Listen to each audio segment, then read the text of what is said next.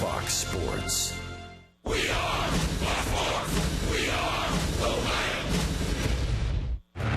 The Indians broke out the long ball last night on the shores of the Ohio River. Michael Brantley kicked it off, and two key guys in the second half for the Tribe, Brandon Moss and Yan Gomes, went deep in support of Corey Kluber, who got his most run support of the season. Now the Indians look for the series win against Johnny Cueto, who will be on stage in what could be his final number for the Reds. Next on Sports Time Ohio.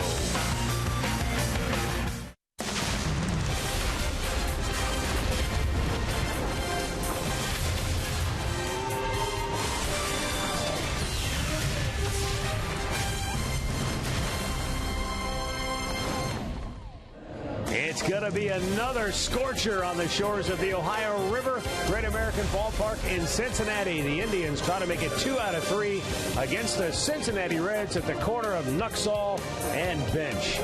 Hi again, everyone. Matt Underwood alongside Rick Manning. Tribe's offense broke out in a big way last night to even up the series at a game apiece. And now one of the big storylines today, you've got Carlos Carrasco pitching for Cleveland, Rick, but Johnny Cueto, who's been one of the National League's best pitchers in recent years, could be on the move. This very well could be his final start in a Cincinnati Reds uniform. Well, that's what all the talk about is in Cincinnati. This could be his last start as a Cincinnati Red, and he is one of the best pitchers in all of baseball. He's had a lot of luck and success against the Cleveland Indians, and this guy is tough. He pitches, he turns his back on you, tough to pick up the baseball. He is 4-0 in his career. He's made 6 starts against the Indians, and the Reds are 6-0. On the other hand, he's going to be matched up against Carlos Carrasco, who beat the Cincinnati Reds earlier this year. And, you know, Carlos has been pitching very well on the road. As a matter of fact, he's got 6 wins on the road, trying to win his 4th consecutive road game. First time he's ever pitched in this ballpark, and he is 2-0 against the Cincinnati Reds. So it should be a very good battle, and if you're going out there, put zeros on the board against Cueto if you can. It's been a disappointing couple of years here in Cincinnati for the Reds, and General Manager Walt Jocketty says, with the exception of Todd Frazier, everybody else on the Reds roster is there for the taking. We'll see what happens with the trading deadline looming here in Cincinnati. Indians, Reds, we've got more from Great American Ballpark in Cincinnati coming up next. Cleveland Indians baseball is brought to you by WB Mason, the official office supplier of the Cleveland Indians. By McDonald's, I'm loving it. By your local Toyota dealers. Visit buyatoyota.com. Toyota, let's go places. And by the injury lawyers at Elk & Elk, proud sponsors of the Cleveland Indians. Call 1-800-ELK, Ohio.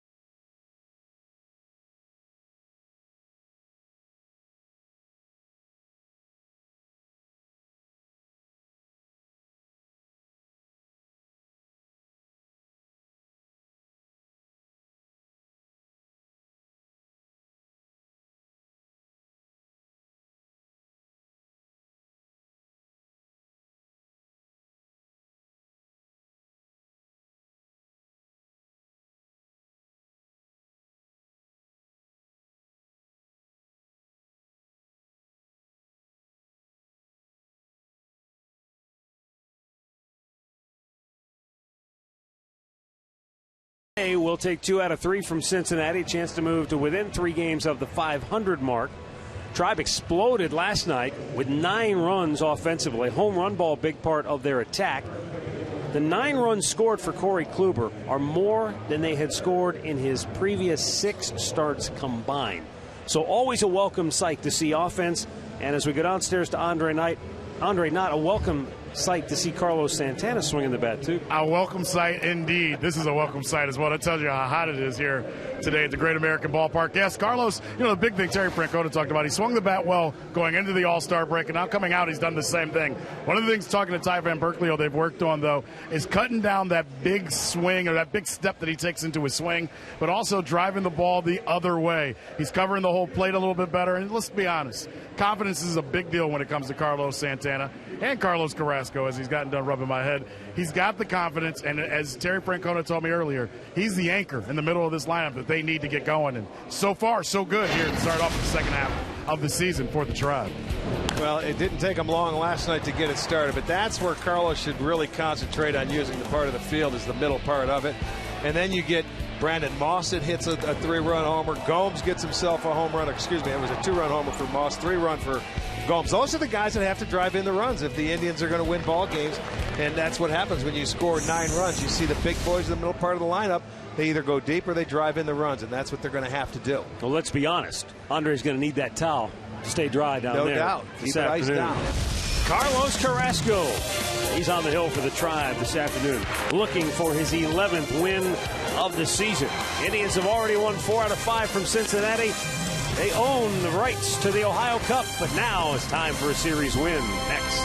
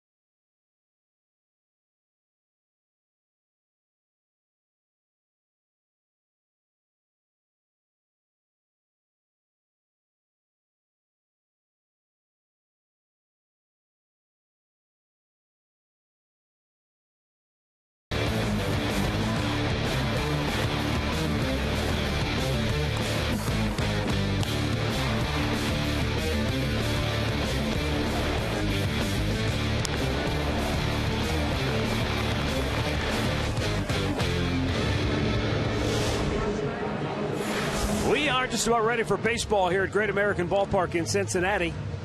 Johnny Cueto warming up for the Reds. Here is the Indians starting lineup for Terry Francona, brought to you by Progressive Insurance. Jason Kipnis in the leadoff spot, followed by Francisco Lindor. 4 for 9 now in the series with 3 runs scored. Michael Brantley will hit third. Santana, Murphy, and Aviles occupy the middle third of the lineup. Then it's Michael Bourne, Roberto Perez, and Carlos Carrasco batting ninth. Our Northern Ohio Honda dealer starting pitcher, Johnny Cueto. making his 18th start this year. He's 6-6 and a 273 earned run average. He doesn't have a win in his last 3 starts, but he is always a good pitcher. Only 85 hits in his 118 2/3 innings. He is 4-0 in 6 career starts against the Indians. The Reds have won every start he has towed the rubber against the Tribe. But there's some that still feel that, he has some elbow issues because he scratched from a couple of starts this year, moved him back, but this is his 9th start since he missed one because of elbow. Jason Kipnis takes a first pitch strike over the outside corner, and we're underway.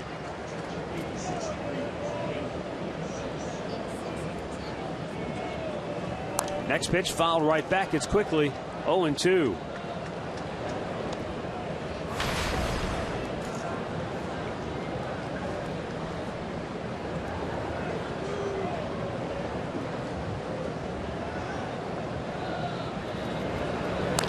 Hold foul. Cueto has that familiar windup where he turns his back to home plate just before he strides toward the dish to deliver. Not like he needs a lot of deception as hard as he throws, but just makes him all the tougher maybe to pick up. Well, it looks like he eases into the game. Little quick pitch number, and Kipnis says, I won't fall for that trick. Nails it into center field, and the Indians have a leadoff single to start. That surprises me. First hit of the game, he's going to try a quick pitch, and he had him down in the count, but Kipnis said no dice. And he left that ball up and out over the plate, and he strokes it into center field. So a nice job by Jason to get on base, get it started, as he did yesterday. Now it's Francisco Lindor. Fouls the pitch back. Lindor's picked up a hit in 3 straight games now, 5 out of his last 13. And Rick, whether it's Cueto throwing pitches over the heart of the plate or the Indians' plan of attack, aggressive here, first 2 hitters. They're swinging. I don't blame him.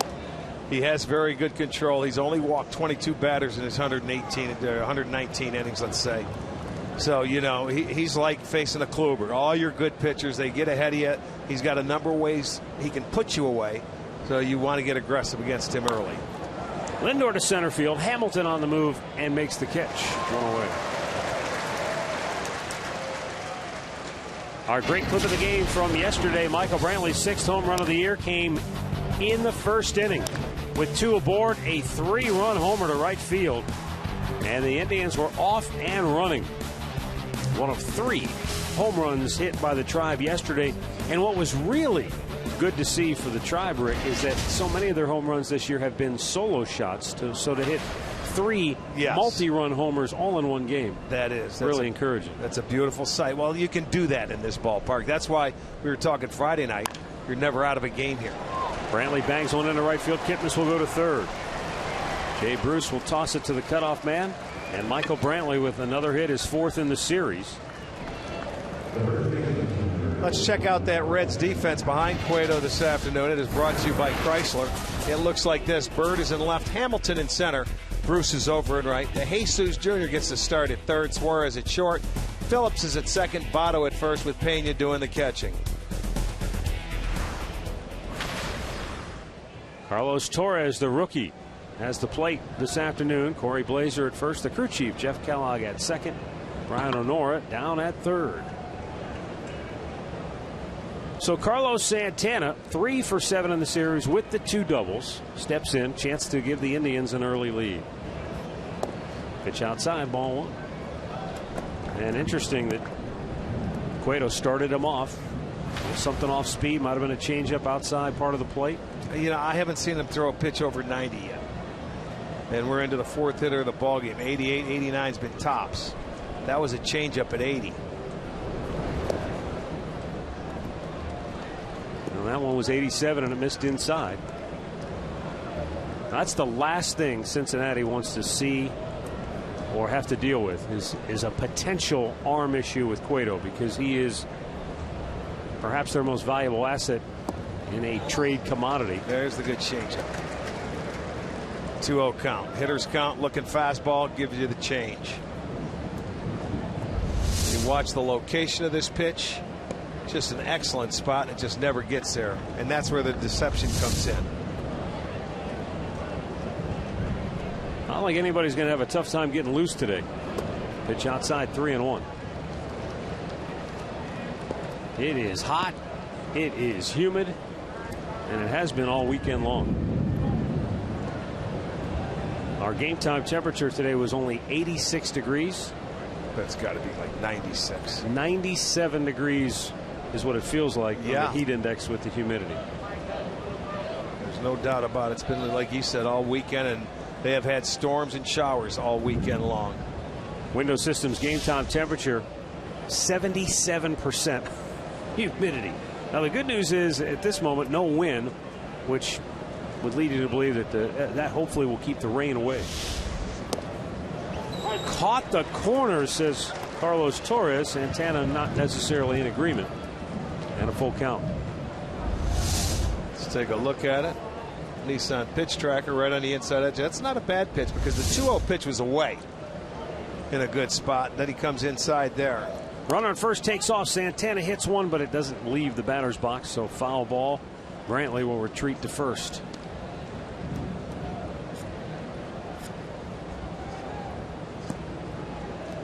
They did start Brantley, though, on the pitch.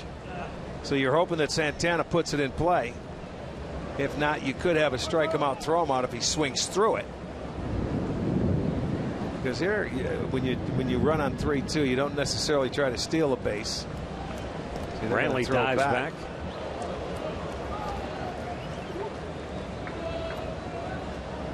Now Brian Pena going out to tell the middle infielders what they want to do. Should Brantley take off on a swing and miss situation? Whether they throw through or what. I would imagine they will, because at third base, DeJesus is way off the line, so that allows Kipnis to come down the line if they want to throw through. He can get a really big lead and take off on the throw. The payoff pitch, Brantley goes. Santana pops it up, but it's shallow in left field. Bird coming hard. He'll make the catch, and Kipnis can't go. So Santana unable to get that runner home from third, 2 down.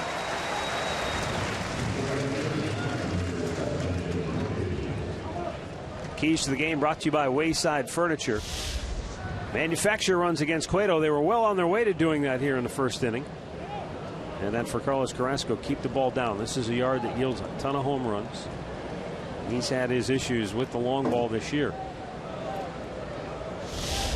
Now we'll see if David Murphy can deliver with a clutch hit. He's batted .302 on the year with runners in scoring position.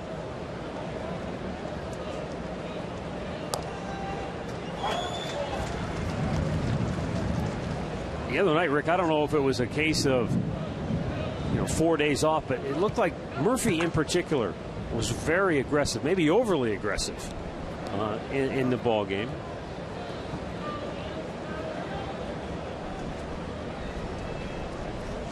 Trying to see what's going on. They got to take something off here. They're going to Cueto.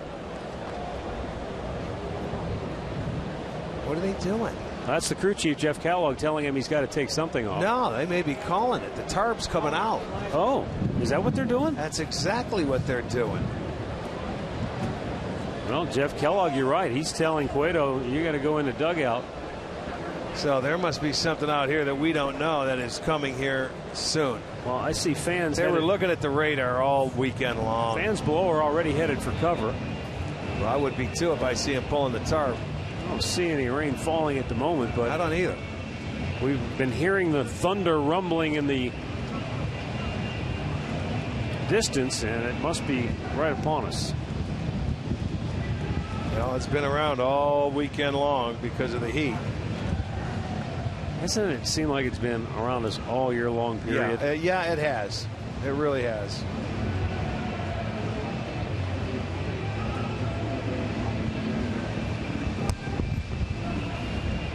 So the grounds crew goes to work, putting the tarp down. All I can figure is that the dark clouds must be directly behind us, because as we look out, it doesn't look bad at all. Well, you know how they keep an eye on it. They're telling us it's a lightning delay? Again, well, let me tell you something. We played all Friday night in lightning. I'm going to tell you, we had a light show second to none on Friday night. I've never seen one that big and long, all game long, and we stayed out there to play the game. Yeah. Today, I didn't see one piece of lightning, and here we go. Yeah, go back to Friday night. Hey, let's take a look. Watch some of the bolt of lightning, and they never moved. Look at that. And it stayed, and it was going sideways. Night long. I mean, it was absolutely crazy. And here we go in the first inning here, and they're covering it because of lightning. You know what? They might have heard something about that after leaving both teams on the field all night long on Friday. I'll bet you that's the case. Could be right. I'll bet you that's the case because it was. I think a lot of players and coaches feel, why did they keep Does that look bad behind us? I can't tell. Oh, there's the lightning flash I just saw. Well, that must be where it's coming from. Well, we are in a rain imminent delay since it's not raining at the moment. Lightning delay, I guess. Lightning delay. So we'll take a TV timeout here, and we'll be right back after this.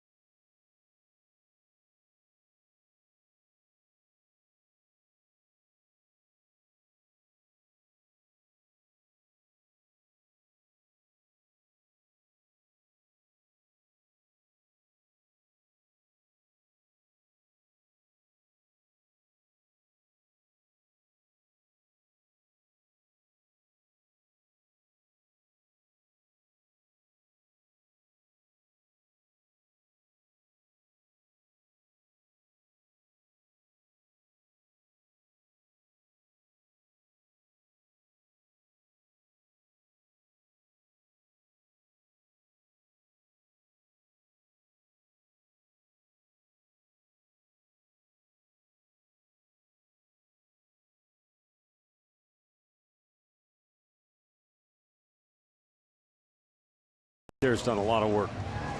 Guy with the shovel. There were puddles, and I mean huge puddles of water all around the track. And he went one by one to the various drains and had to pop them open with that shovel. Once he popped them open, that rain, the water that was standing on the field, it dissipated in a hurry. So we're ready to go now. David Murphy stands in. First and third, 2 down, top of the first. 0-1 pitch, up and away, and the count evens. Officially a 47-minute delay.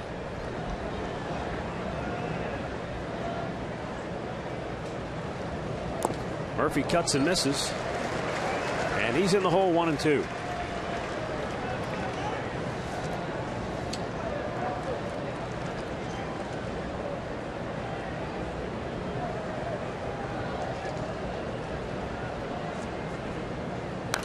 Fouled right back. The toughest hit to get in baseball has been indeed the most elusive for Cleveland this year.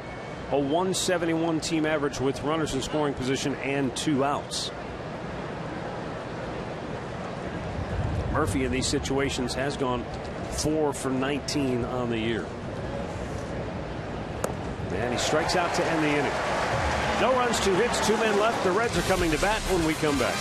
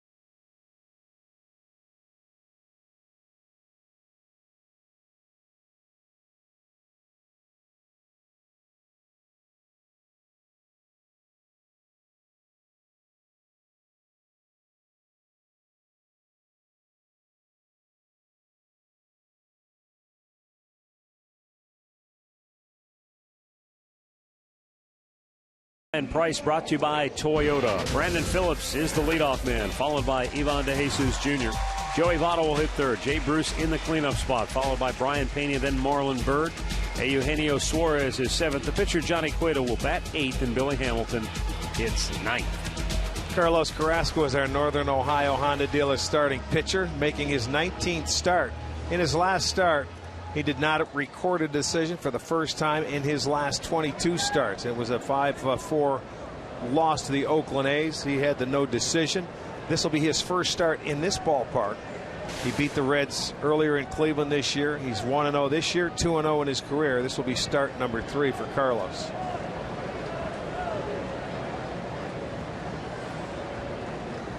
And Brandon Phillips looks at a fastball for strike one. Carrasco, who stayed loose during the rain delay by continuing to throw, comes out with a 95-mile-an-hour heater to start. Phillips looks, it's just off the plate. You know, all things considered, you look at a 47-minute delay, not too bad.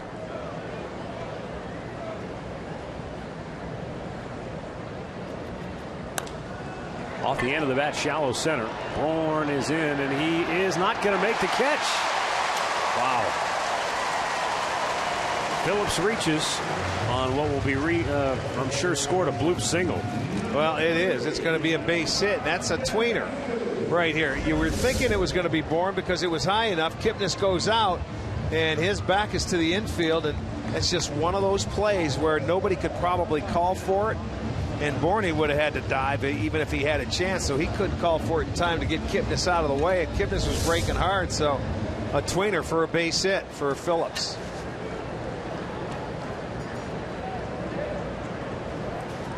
Ivan de Jesus Jr. steps in now for Cincinnati.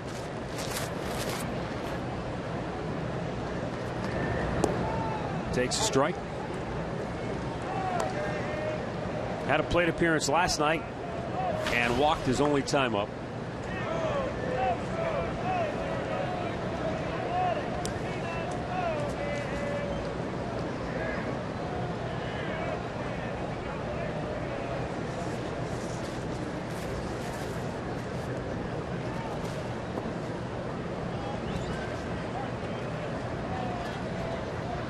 When Marlon Byrd went on the disabled list back in June, de Jesus got called up from AAA Louisville. He's played a little bit of everywhere. Played first base, second base, shortstop, third, left field. Never played the outfield before this year. Teams are doing that more and more with players. You know, trying to use them as utility guys to get them to play different positions.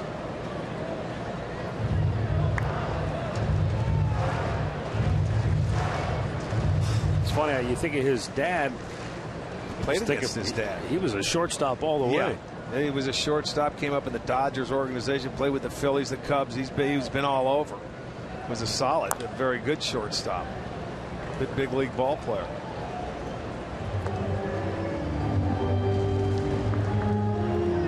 You know, when we play the Reds so many times in spring training, we pretty much get a chance to see all their roster down there, because we go to B games down there. You get to see some of their younger players, and we had a chance to see de Jesus down there a number of times. I think we televised 5 Reds games this spring. I believe you're right.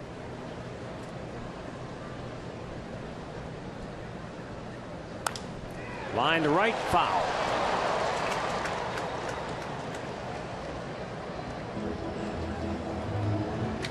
Let's check out that Indians defense, brought to you by Chrysler. It's Brantley in left, Bourne in center, Murphy's in right, Aviles at third, Lindor at short, Kipnis at second, Santana at first, with Perez doing the catching.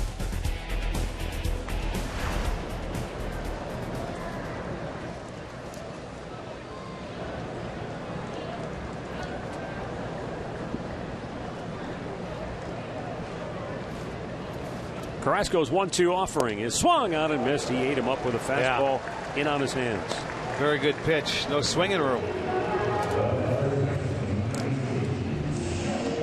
Let's go down to Andre Knott, who has more on Carlos Carrasco and what he has to do today. You know, he told me over the break he really thought about what has made him successful over the last year, because his career took off last year about this time. And he says being aggressive with all of his pitches, but especially a slider. He thought he had his best slider ever in that game in Tampa, and he says he's got to find a way to harness that and have that every time out here in the second half of the season. So he worked on harnessing that slider.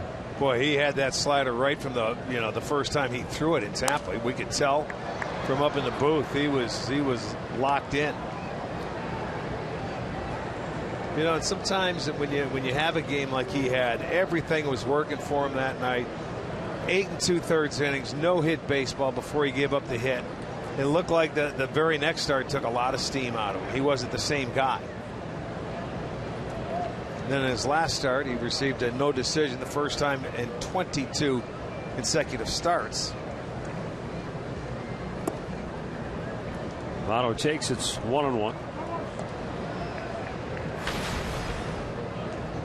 I mentioned at the outset of our telecast that Cincinnati is in a situation where they are looking to make some deals. Their general manager, Walt Jocketty, has basically taken the position that everybody outside of Todd Frazier is available on their club. And it's an unusual position for the Reds. They haven't had to really, I'm not calling it a fire sale, but they haven't really had to sell off players since 2003. So they've had a pretty good run here where they've been a contender year in and year out, but not the case this year. 2-1 pitch. Votto may not be necessarily in the same category as Todd Frazier, where he's a guy that they won't trade, but he would be very, very difficult to move because he is signed to such an incredible contract. I mean, he signed through 2023. And then you have Brandon Phillips and Homer Bailey, who have big contracts and no trade clauses.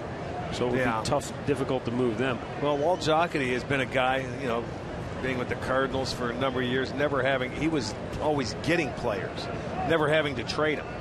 You know, so he's in a different position now as a GM. He's got it could be very, very important 10-day stretch here for the Cincinnati Reds general manager, because they have to replace a lot of players. They could use some bats, you know, and they have guys they're not going to be able to re-sign. So this is an interesting position for the Reds, because they're in a very good division now when you have the Cardinals, the Pirates, and also the Cubs. Joey Votto. There's work to count full. Phillips might be moving here on the 3-2. He is. And a check swing roller back to the mound. Carrasco's only played at first. He'll retire Votto 2 down. You take that every day, a little check swing on the full count. Votto walks a lot and he strikes out a lot, but I think he chased ball 4 here. He sure does. He didn't want to swing. He was trying to hold up. He's going to be upset at himself for giving an at-bat away right there. Although Phillips did get to second because he was running on the pitch. If he's not running, that's an inning-ending double play. Yeah, normally he's very selective at the plate. He walks a lot. Was he 4th in the National Leagues? But that's a good out right there for Carrasco. Now Jay Bruce.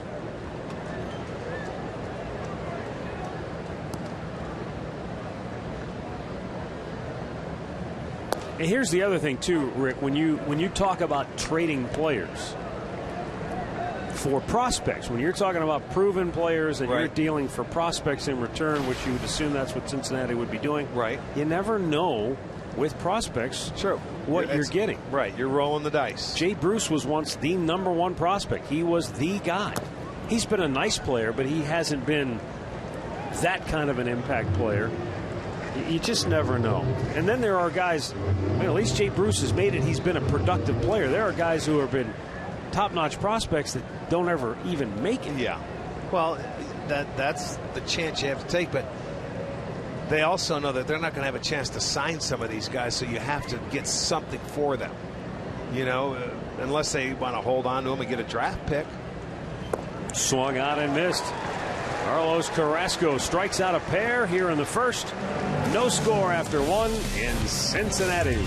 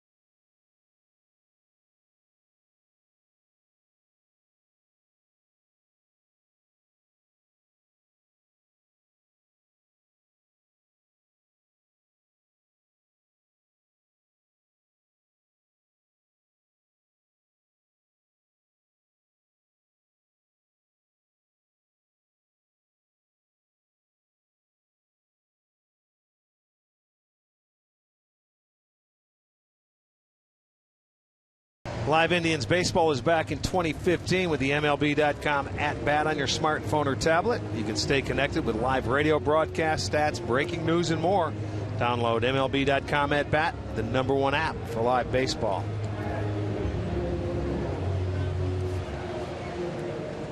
Johnny Cueto. Cueto will face Mike Aviles, Michael Bourne, Roberto Perez for the Indians here in the third.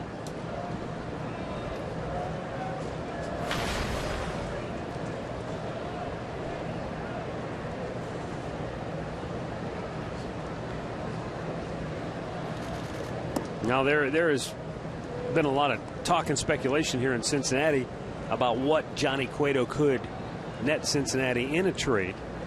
There's another quick pitch, and Aviles pops it foul out of play to the right. Popular thinking is that they would get a top prospect in return, but not a huge haul per se, because he's a free agent at season's end. However, they also have Aroldis Chapman in the bullpen. He's under control for 1 more year. So if they were to package the two of them together, the thinking is maybe they could get a sizable package in return. Well, you would hope so. If you get a #1 starter and a top of the notch closer. Yeah. One away as Mike Aviles fouls out to start the second inning for Cleveland. But what could be a potential monkey wrench in everything is Johnny Cueto. You know, there's been some talk and speculation as to, is he healthy? You know, his elbow, they've been careful with him at times this year. He's had some really good starts. He's also had some clunkers. Bourne swings and misses way out in front. It's 1-1. Well, he's working much quicker this inning than he did in the last inning. Bourne a lazy pop to left. Suarez, the shortstop, 2 down.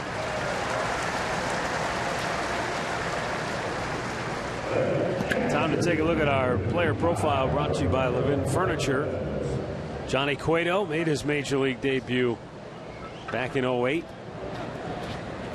Was a 20-game winner. Not since Danny Jackson had the Reds had a 20-game winner. As we've talked about, all the talk is what will happen between now and the trading deadline. Here's the other thing too, Rick, and I know the economics of baseball, but this guy's making $10 million. This is not. It's a bargain for a #1 starter. And so, I mean, where does the market go for a #1 pitcher? Cueto, $200 million. That's where it goes, because he was following the Scherzer negotiations last year. And so you're talking 10 years, $20 million a year, basically? That's exactly what I'm talking about. 2-0 pitch. Swung on and missed. You know, Scherzer turned down $144 million, and you know, Cueto, sitting in the background knowing he was going to be a free agent the year after, knows that contract could help him because he's one of the best pitchers in this league. The 2-1. You know, we can say elbow issues or not, but he continues to go out there and pitch. He's got great off-speed pitches, and he's improving.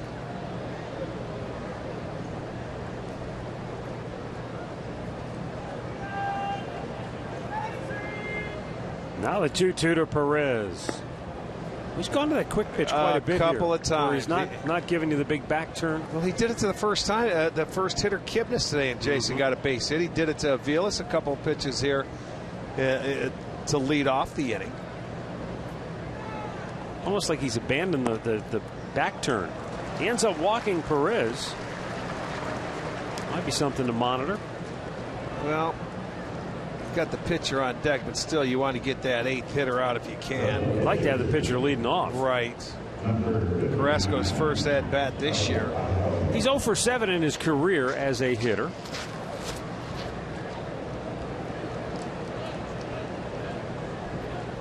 I heard he was going to Andre for batting tips before today's game. Andre Dawson, I think that's a great idea.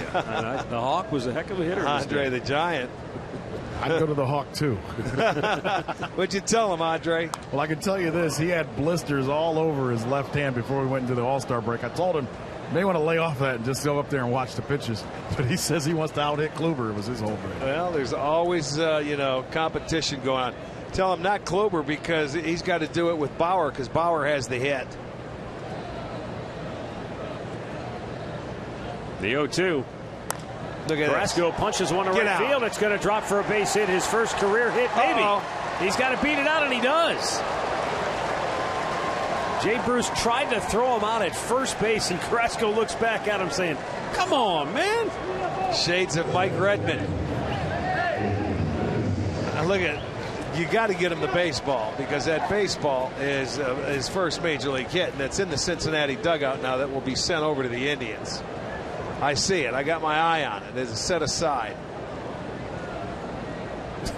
Todd Frazier's faking like he's going to throw it into the seats. Yeah. He doesn't even have it. Right. He does not have it. He's acting like he does. But that's it. Carrasco, congratulations, big guy. He had to work for it, didn't he? He had to beat it out at first base. And it comes off one of the best pitchers in the National League. So 2 on, 2 out for Jason Kipnis. Could prove to be a very big hit if Kipnis can deliver now. No question. He just stayed on it, just kept his hands, threw it back. Look at him. Carrasco got caught watching the baseball, not running hard, but he was able to beat it out. It was close.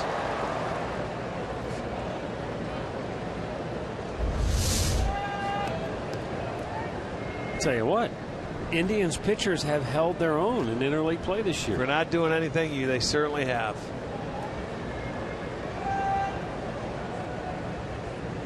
Now a 1-0 to Kipnis. I didn't see any of Corey's at bats last night. Yeah, let's not talk about it. Let's put it this way: they got some runs for him, so he didn't have to get them for himself. He's paid to pitch, and he did that very well. 2-0. But as the game went on, he would have had to concentrate if they didn't score for him. But they got it done early for him last night. 3 runs with the first 3 hitters of the game. Try to get Carrasco some runs now. Carlos helping his own cause with a base hit to put 2 aboard with 2 out. Jason Kipnis sitting 3-0 with the rookie Francisco Lindor waiting on deck.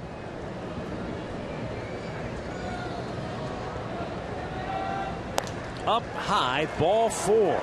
So 2 walks in the inning. And they're loaded with 2 down now for Francisco Lindor. Yeah, and he just doesn't look like his normal self. He's quick pitching guys. He did it to Perez before the walk. He get a hit to the pitcher, and he walks Kipnis on 4 straight. And it's, what it is? It's fastball command. He's having a tough time commanding that fastball. His changeup has been pretty good. He can't throw his fastball for a strike or where he wants to throw it.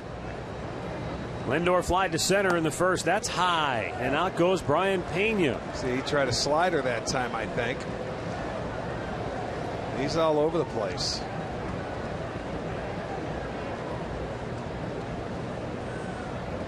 And, you have to figure into this. With this happening, it has to be weighing on him, and mentally he feels it because they don't live in cocoons. No, he knows it. This could be his last start, and deep down inside mentally it could be affecting him as well. They're not machines out there. For the Indians' sake, let's hope that's true. Here's the 1-0 to Lindor. Up high again. High changeup. He's all over the place right now. Be patient. Don't help him out. He is really struggling right now. He had retired 4 in a row and seemed to be on cruise control before he walked Perez.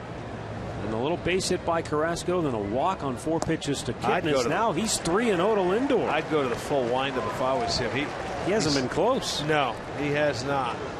That's, 7 straight balls? Yeah, you got to figure Lindor taking all the way here. Take 2. Just barely at the top of the strike zone. And I'm sure Terry Francona's saying, now don't go helping him out here. Right. Don't help him out. He's struggling. That's high. He's struggling to throw strikes. So remain patient if you're Lindor. You don't have to hit here. Make him throw 3. Attaboy. That's okay. Now you're ready. You got a little help with that first one, though. Bad call. It enables Cueto maybe to have a chance to get out of trouble. Runners will be moving on the 3-2 pitch. Ball 4. The Indians take the lead on the third walk of the inning. Lindor with his 10th RBI on the year. He remained patient just as you called for. You know, when a guy's struggling, I don't care how good he is. That's 3 walks in the inning. And it came to Perez. That's the last time he was out of the full windup. Since he's been out of the stretch, he's been all over the place. And maybe that's what Pico was going to tell him. Yeah, I would go to the full windup here. So the Indians have one single. It's a Carrasco single. He almost gets thrown out at first, and they have a run in. So Cueto is gift-wrapped an inning for the Indians, and if Brantley can get a base hit here, that'll pay big dividends. Well, Jeff Pico did all the talking. You could see Cueto and reading his lips. All he said was, okay, okay, okay. But he does not appear to be okay. Michael Brantley singled through the right side of the infield in the first inning. He has 4 hits in the series, and he's got a chance to inflict some big-time 2-out damage now.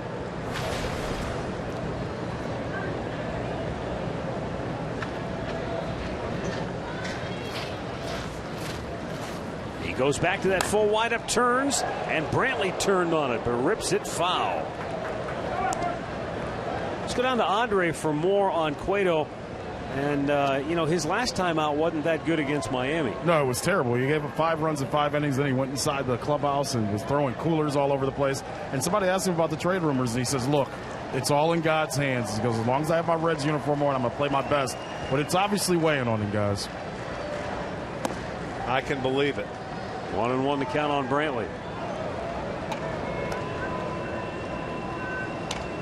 You know, all the talk around baseball, Cincinnati, they're sellers. They're sellers, and this is the #1 guy they want to sell.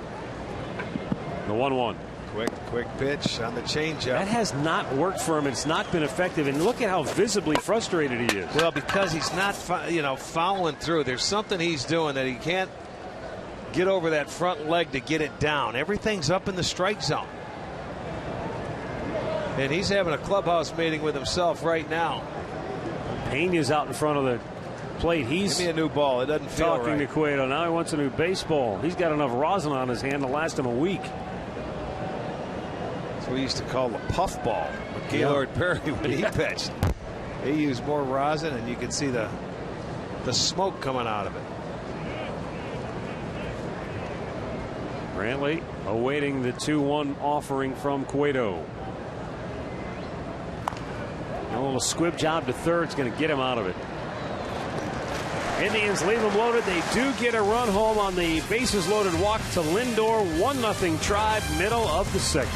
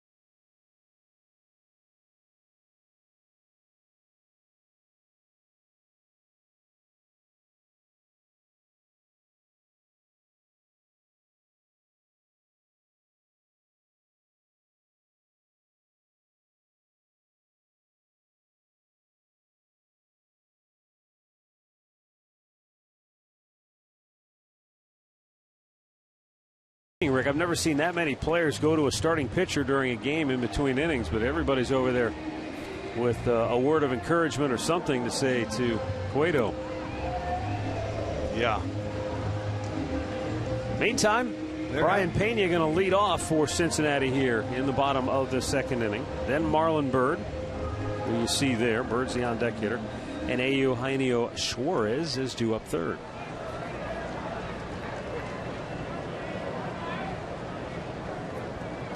Carrasco gave up a leadoff single to Brandon Phillips in the first. Then got a strikeout, tap back to the mound, another strikeout.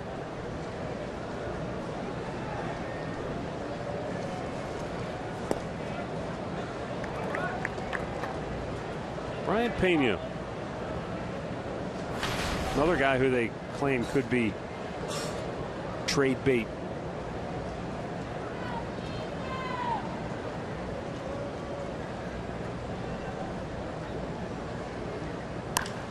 Hits this one to center field. Back goes Bourne. One down.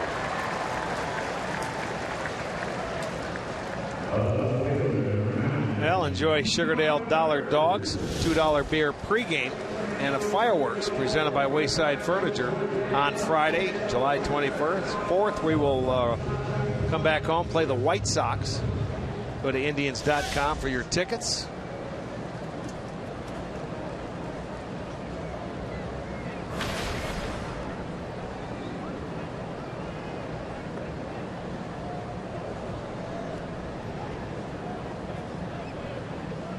Marlon Byrd, 4 out of 8 in the series. He had a 4-for-4 night in the opener, including a home run.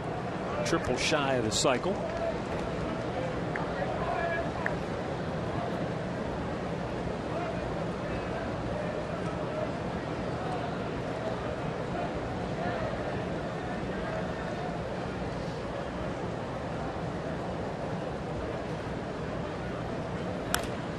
To left field, Brantley. 2 away.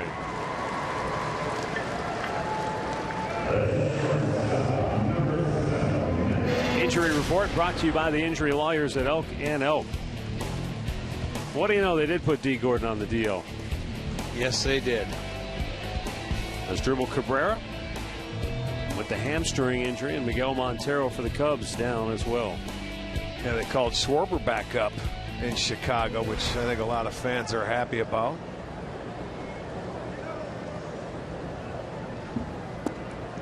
I told you when we saw that report that Murph alluded to about Gordon not going on the deal, I said, man, that would be pretty impressive for a guy to heal from a dislocated thumb that fast.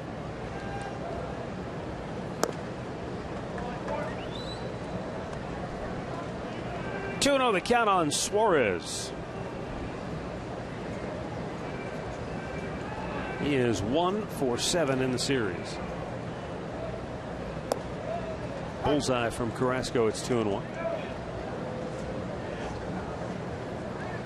If you just tuned in and you're wondering why are they only in the second inning, we had a 47-minute delay in the first inning. 5 batters into the game.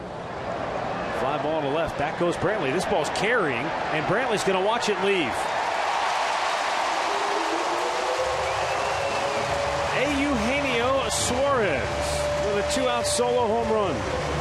That's the 11th given up by Carrasco this year, the 5th hit by the Red shortstop, and that ties the game at 1. Well, it's the 100th home run for the Reds this year, and it's on the hanging slider. That ball just stayed right on the middle third of the plate to the inside part, and it says hit me, and he did. Got underneath it, and it had good carry to it. This is a ballpark that's homer friendly. So they respond to that run that the Indians get in the top half of the second, get a 2-out solo homer to tie the game. Now Johnny Cueto. Cueto 6 out of 33 at the plate this year.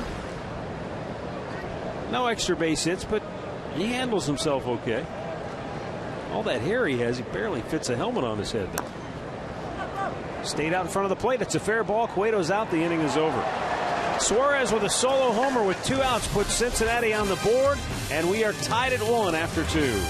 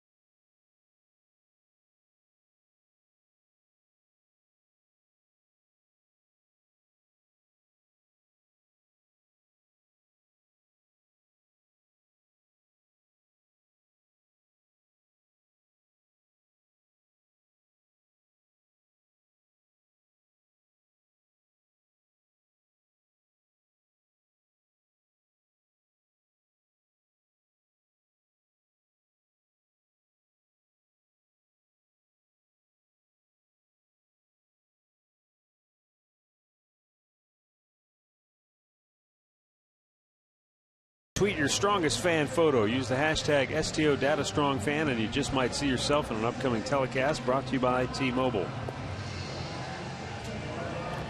Sun has reemerged here at Great American Ballpark, and it has instantly heated things up. Game time temperature was 86, felt like 97 on the heat index. Then we had the rain move through, and all of a sudden it has become a sweltering mess here in Cincinnati, especially with all the rain and all the moisture that's in the air to begin with. Yeah, it's been one of those weekends, the first one we've had like this all year long. Carlos Santana, fly to left his first time up, takes ball 1. Well, he's not turning his back on any of his pitches anymore. He's just going straight, full windup, let's come at you. No turn. Does that tell you anything? Not that I know of, because you know what? He incorporated that a couple of years ago. You know, I don't know. Maybe he just doesn't feel comfortable with it on balance. You got to have great balance with your legs and not push. I don't know. He started it earlier in the game, but then he tried to quick pitch Kipnis, and he got the base hit. It seems like he got away from it. So I don't know if it's comfort. I haven't seen him pitch enough to realize.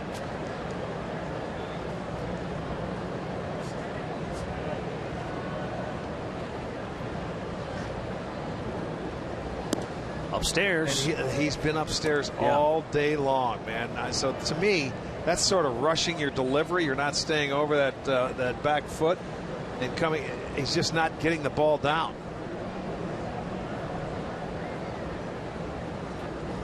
A lot of times that turn may help him. Wow. He pops one up to second base, 1 down.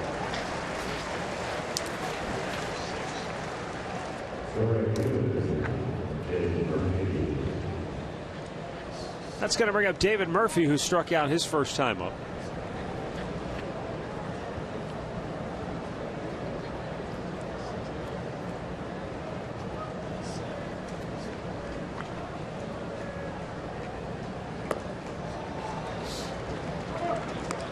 Murphy way out in front on that changeup.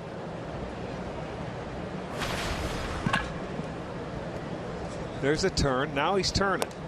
And misses.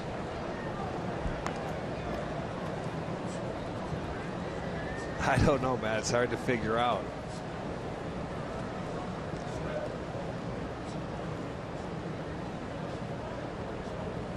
Foul right back to the screen. I mean, my question, Rick, and I'm not asking you to answer. My question is it a product of something with regards to his elbow, or is it just a matter of a feel thing that he has on a game-to-game basis? You would think if you have that kick like a Louis Tiant type turn, that would just always be part of it in your rhythm. It should be. It seems to come and go there with Cueto. Was, now he stopped. I don't know. I'm thinking it's got to be like a comfort factor, and he doesn't feel very comfortable doing it today. If he's not doing it all the time, and he's rushing at a lot of our hitters. Up high, 2-2.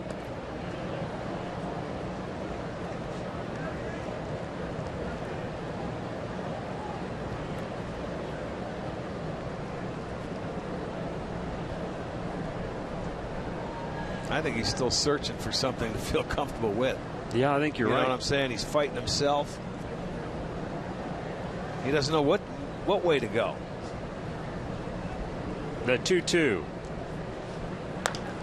Murphy shoots one out of play to the left. Well, I mean, as long as you and I have watched starting pitchers, one of the things that they always try to accomplish is to never let them see you sweat. They never want to give in to the other team.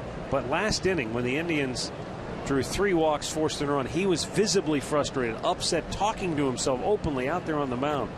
But they kind of let him off the hook. Inside a full count.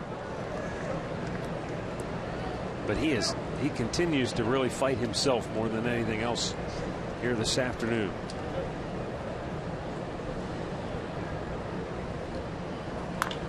Murphy shoots one to center field. Hamilton drifting back, and he will make the catch. 2 down.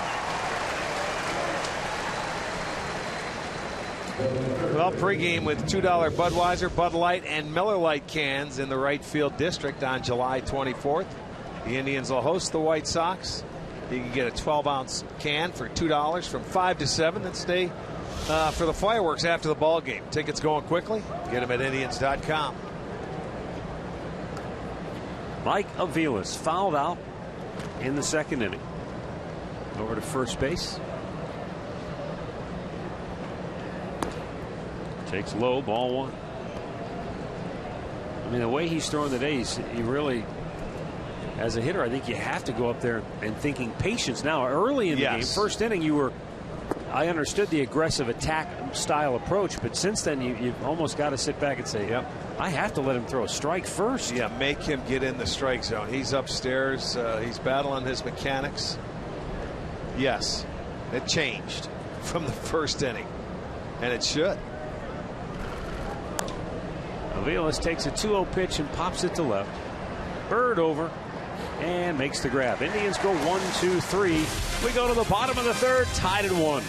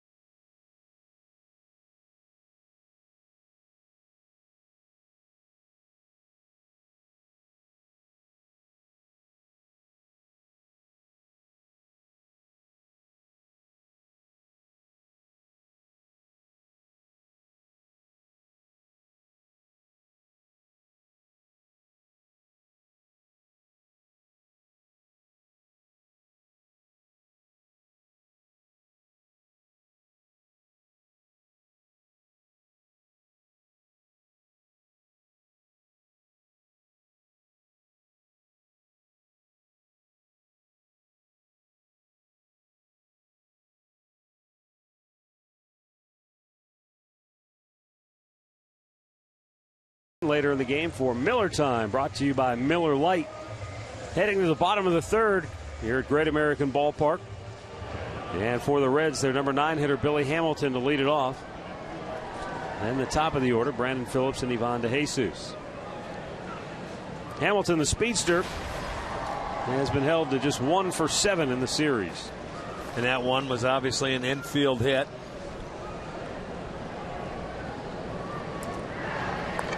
There you go. That's going to be a hit, too. Aviles fires to first, and they got him by a whisker. That was a great play. Beautiful play by Mike Aviles, who came in with the bare hand do-or-die grab and throw all in one motion. They made a perfect throw to Santana. That was a perfect bunt. You know, and Aviles comes in here and makes that play. I didn't think they had a chance. It's bang, bang, but they get him, and I don't think they're going to challenge it, so it was a tremendous play. But, Rick, that's the thing with a guy like Hamilton. Nice. That was bang, bang. If you do that 2-3 times a game, they're not going to make a perfect play every time and get you. No, they won't, but they'll start cheating in on you a little bit more if you start bunting 2 or 3 times a day. He tried it that first time. It took a great play to get him, but don't be surprised to see him do it again. Next time you'll see Aviles playing up, then he can maybe try and slap one by him that way on the ground. That was just a real good play. Phillips, a hot smash to Aviles. And the Tribe third baseman unleashes a pellet across the field for out number 2. Corey Kluber, last night for the Indians, was his typical Corey Kluber self. I mean, he was out throwing darts. Yeah, some really quick innings as well. You know, some 7-8 pitch innings that he could work his way through. He'd only given up 1 run. Terry took him out in the 8th with 2 men on base, and then they got a 3-run homer. So he was ultimately charged with 3 runs. But another outstanding performance by Kluber. Ivan DeJesus Jr. struck out his only time up in the first.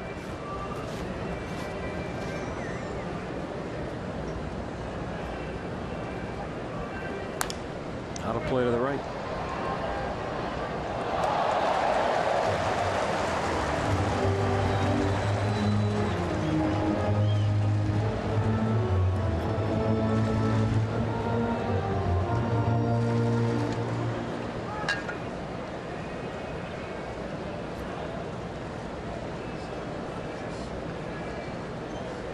Hit him.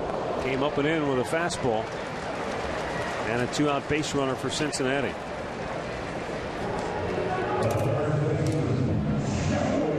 Certainly not what he's trying to do, but you can see he has protection on that front arm, and he doesn't flinch. He just takes it.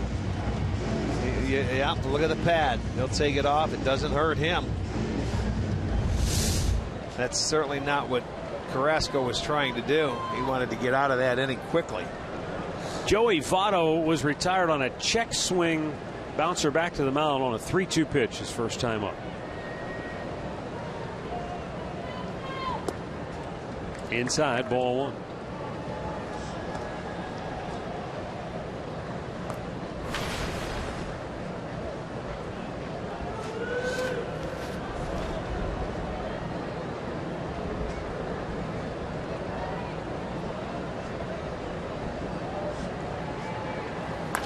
Right back up the middle and a base hit for Votto.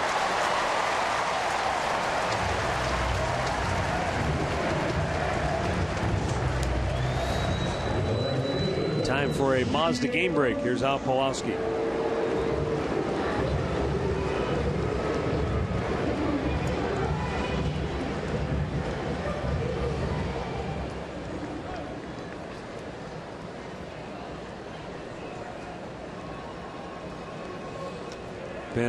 Been a number of those kind of games for Verlander this year since he came back. You're absolutely right. So 2 on, 2 out for Jay Bruce. Bruce struck out to end the first inning. And Carrasco, I mean, he made quick work of him.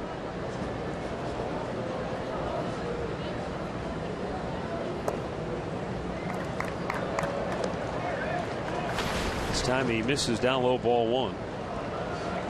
Bruce drove in all 4 of Cincinnati's runs last night. I think it was a sac fly and then the 3-run homer.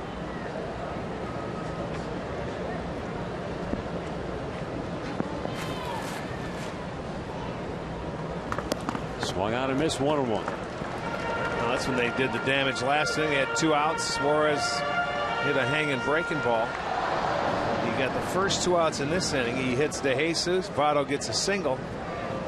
And Bruce is getting an opportunity here. Bruce has gone 7 for 17 against the Indians this year. Fouls that one off.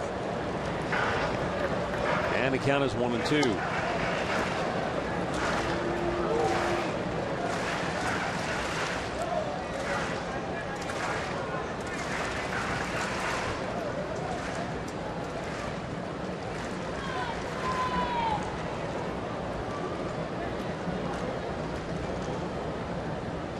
Two on, 2 out. And the 1-2 pitch. Missed wide with it.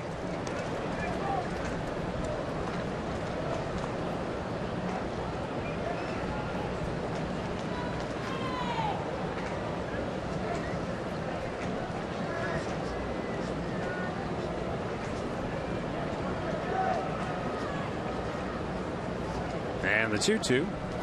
He got him. Carrasco strikes out his third. Reds leave 2 aboard.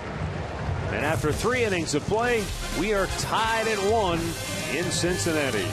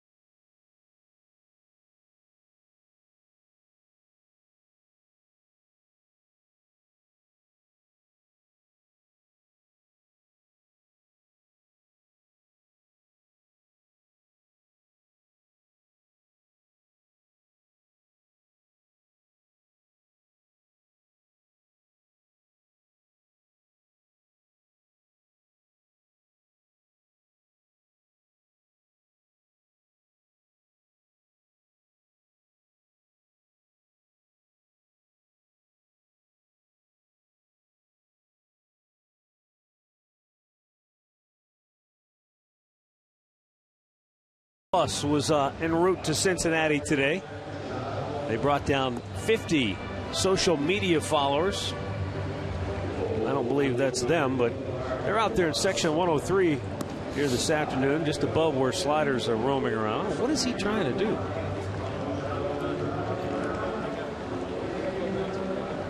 So we go now to the 4th inning. We are tied at 1. There's the social media group up above him.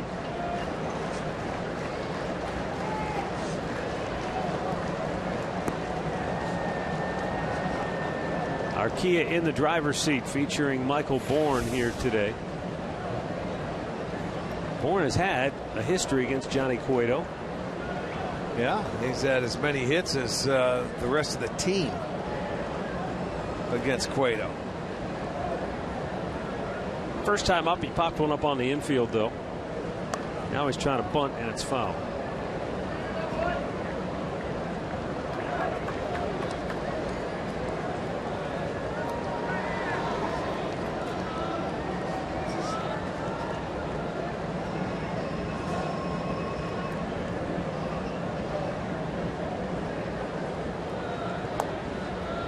Little bit outside, 1-1.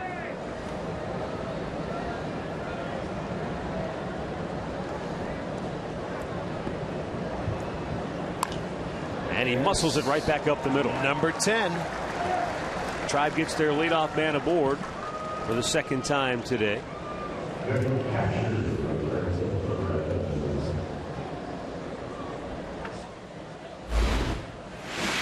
AT&T U-verse rewind in that second inning. Cueto retired the first 2 batters, and he walked Perez. A hit by Carlos Carrasco, then a walk to Kipnis. A walk to Lindor forced home the Indians' only run. He looked frustrated, but he got out of it on a little ground ball off the bat of Michael Brantley as the Indians left him loaded. And I'm told by the Reds guys that follow him, the Reds announcers here, that what we're seeing from Cueto is what they see a lot when he's on the mound. He's colorful. They say he's fun to watch. He's entertaining. It's not so much necessarily that he's visibly frustrated, is that that's just kind of part of his package, part of what makes him unique and who he is. Well, they said they wouldn't be surprised if he, gets locked in here and cruises the rest of the way. Kind of hard to believe from what we've seen so far, but obviously they see more of him than we do. Good time to hit and run here. Down at the bottom part of the lineup, pitcher on deck. You got the count in your favor. And now it's 2-0. You know they're not going to bunt for Carrasco hitting behind him, so you try and create a hole, and maybe first and third him is what you want to try. 2-0 count.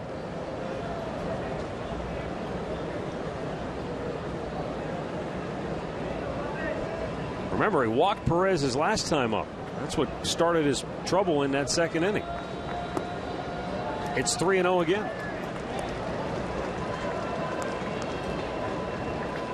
When he slaps his right leg, they say that's him reminding himself to stay back over the pitcher's rubber. That's why he's rushing. He's rushing a lot of pitches today. That's why he's up in the strike zone. And they say there's no rhyme or reason as to whether he turns his back or delivers the quick pitch, but he just walked Perez on 4 pitches. That's really amazing. This got to be driving Brian Price.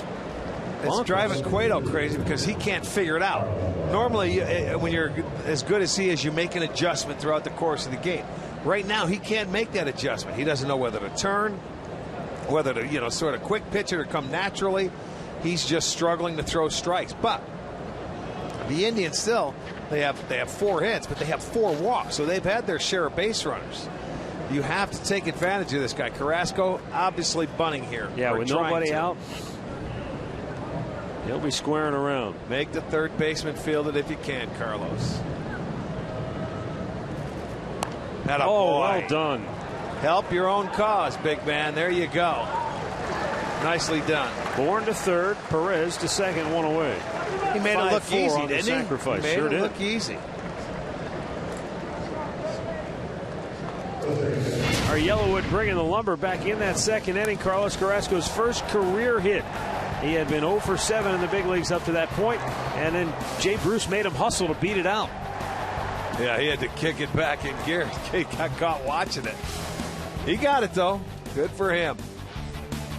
And just did a tremendous job moving the runners along to try and take the lead in this game with Jason Kipnis coming up. No, not to take anything away from Carrasco, but Andre Knott reported that Terry Francona made it clear when he left the on-deck circle. Bunt it to third base. Of course. Don't leave any doubt, right? They don't have cue cards because I think the other team would know them, but if they have ears, you can hear.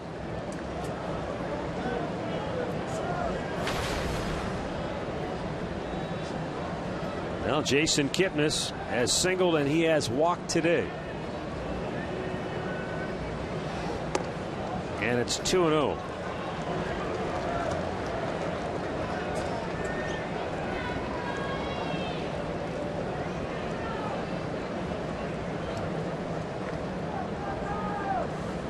Kipnis usually gets the job done here. The only thing that makes it a little more difficult is when you've got a guy who's not throwing strikes. Now you just have to remain patient. They're giving you the ground ball to any spot on the infield. You just have to make sure you put it in play. Delayed strike call there.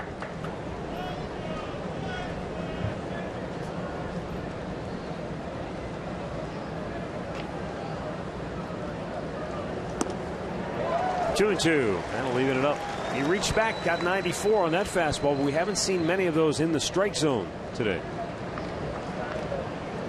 You watch, maybe just enough out of the strike zone to swing and miss, just above the belt. Left-handers, any hitter has a tough time catching up to that pitch there.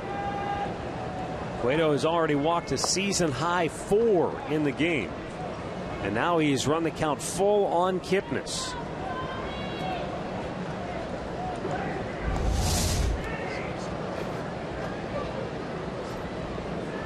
It's a good pick right there by Pena.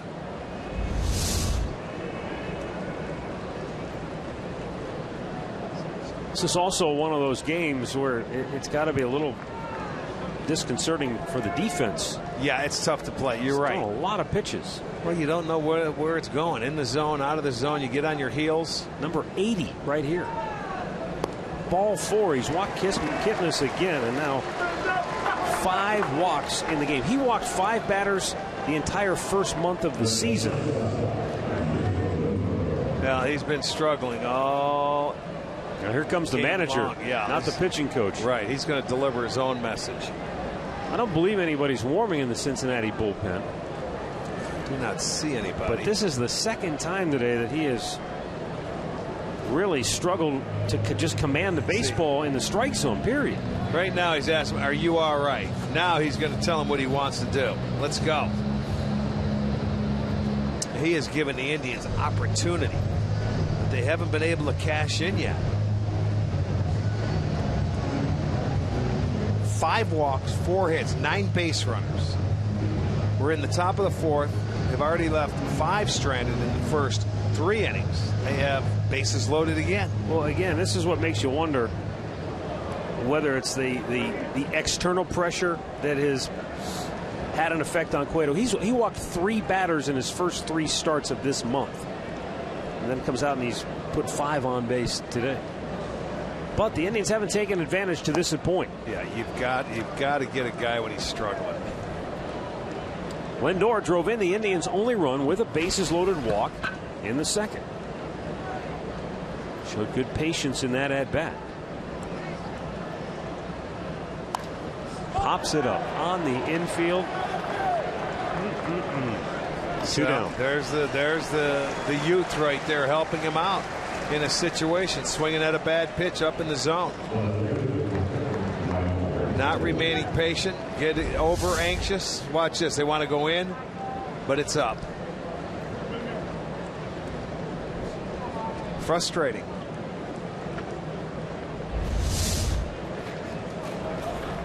So that'll leave it up for the second time today to Michael Brantley, who ended the second inning with a ground out the third with the bases loaded. Now he's got another chance here in the 4th.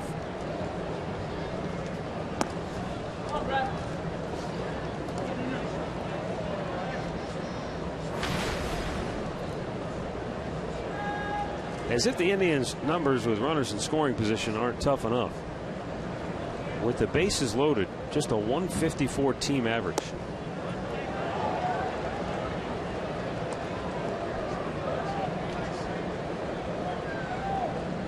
Brantley is now 2 for 10 on the year with the bases full.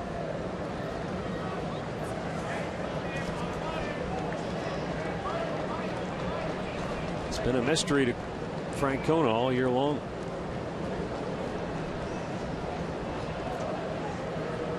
Cueto behind Brantley 2-0.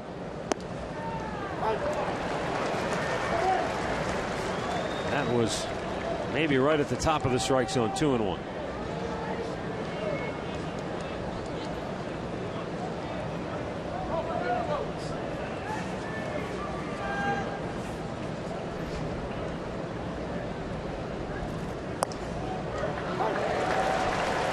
Comes back to even the count. 2-2.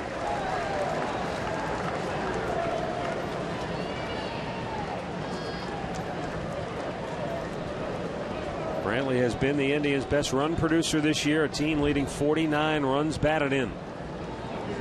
Bases loaded, 2 down in the 4th, tied at 1, and the 2-2 pitch is high in a full count. It's been the fastball. He's been coming at Brantley with the fastball. See what he does now. 3-2 if he goes to his changeup.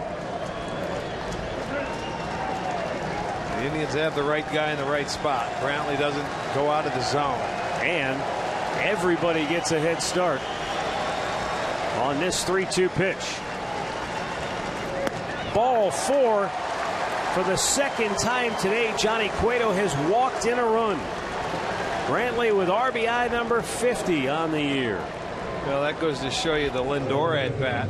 How he tried to, he helped him out. Right now, Cueto is struggling to throw strikes. 3 walks in the 4th, 3 walks in the 2nd. 6 in the ball game. His career high was 8 walks.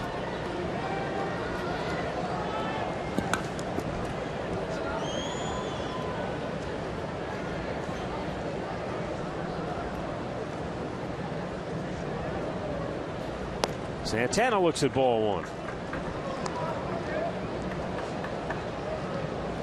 He walked 8 batters on June the 11th of 08 in a game against St. Louis. 7 years ago. Well, that's how the Indians have their 2 runs, both on bases loaded walks today. A Carlos, base hit, open it up. Base hit would go a long way.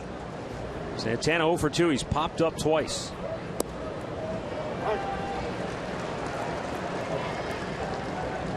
And this is the 4th inning, and Cueto is already at 90 pitches.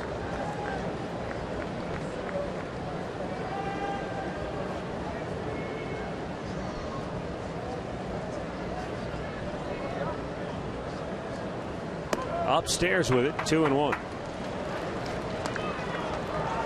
Cueto's shaking his head. He's just.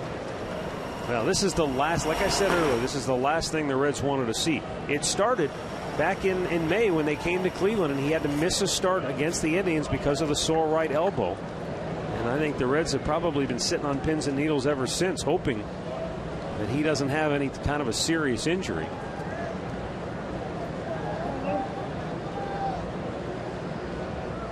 But with the trading deadline looming, this is not what they want to see from Cueto.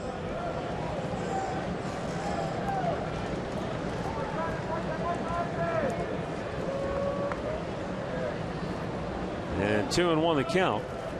Santana lays off, but it's the off-speed pitch. He was out in front, and it just floated right into the strike zone. 2-2.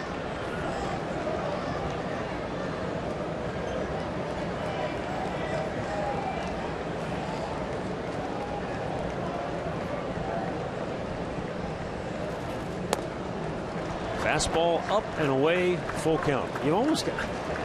Does it seem crazy? You almost have to sit on the changeup because he can't throw a fastball in the strike zone. He hasn't had his fastball command all day. A changeup has been his pitch. He's got to throw it. Absolutely. If he throws the fastball, then he's got me. But the changeup has been his pitch that he can throw for strikes. There it was, and Santana was way out in front of it. Strikes him out to leave him loaded. The Indians do take the lead on the RBI bases loaded walk by Brantley. 2-1 Tribe, middle of the 4th.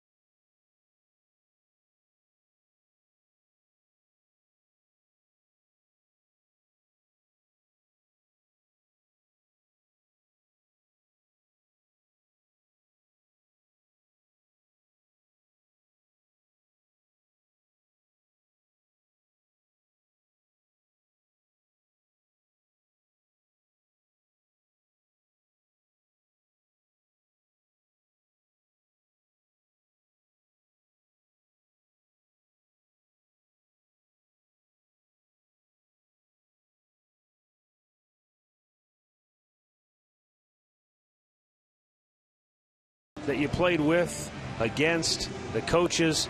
If you made it to the big leagues, chances are you're not going to cross paths with them again in the big leagues. But that's not the case for Carlos Carrasco today. With more on that, let's go down to Andre Knott. Yeah, but it's not a coach, it's not a manager, it's not a player. Home plate umpire Carlos Torres is from Venezuela, and when Carlos Carrasco was a young player, who do you think was umpiring some of his games as a young kid? Carlos Torres, who's making his debut as a major league umpire. This is the first game he's done in major leagues behind the plate, but not the first game he's done of Carlos Carrasco's behind the plate, as both are from Venezuela.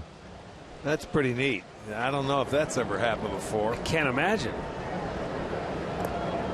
Well, we mentioned on Friday night that he was making his major league debut, and we said they gave him second base, but I didn't realize he was going to have an opportunity to ump Carrasco's game where they even knew each other. 1-0 pitch. I don't know what it was like for you, but I'm thinking back to, when Little League, that most of the umpires were men. They were older guys. Right. Yeah, not the same age. Torres had to be fairly young. Fly ball to center field. Bourne breaking back. Makes the catch. Murph tells me Carlos Torres is 36 years old.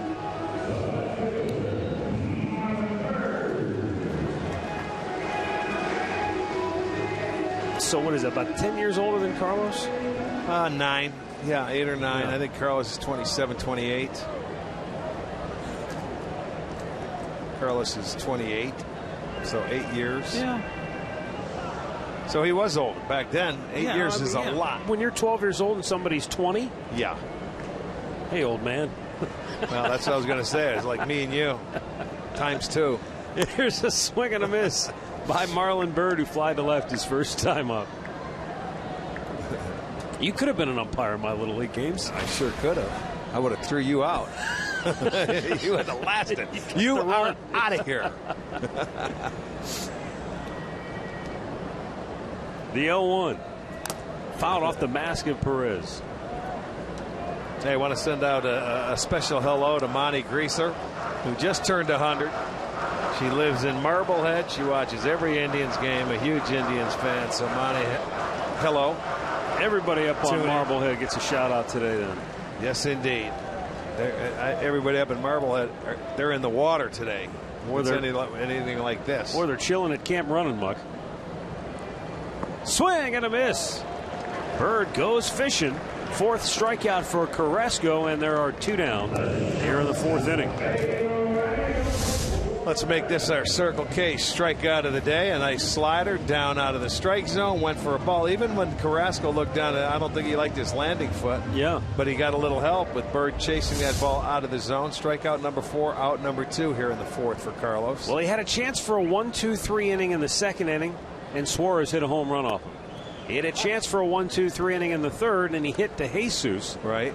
Then Votto had a base hit before he ended the inning by striking out Jay Bruce. Now we'll see if he can complete a 1-2-3 inning for the first time today. If he can get Suarez. Yeah, close it out. That's what you like to do. You pointed out last time up it was a hanging slider, and Suarez got one over the middle of the plate and hit it out. Yeah, those are when you pitch in this ballpark, you don't want to hang anything, any off-speed pitches. You want to get them down. Because the ball just, and it has over the weekend, it flies out of this park.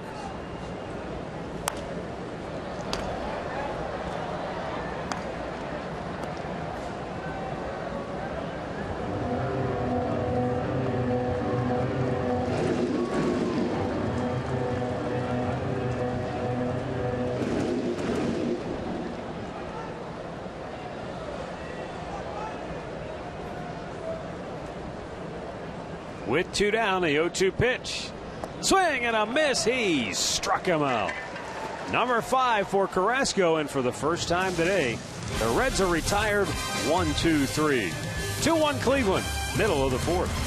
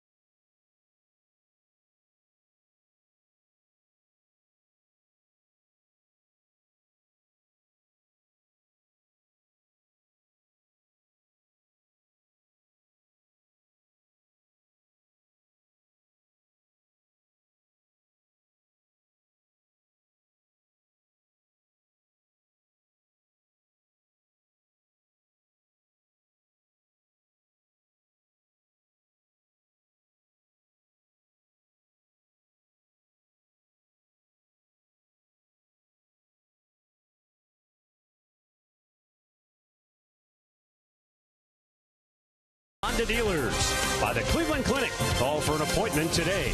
And by the game-changing all-new Ford F-150. The future is tough.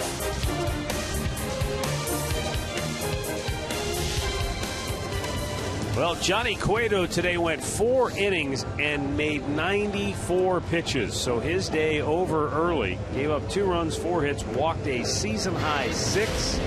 And the Cleveland Clinic call to the bullpen is for Jumbo Diaz.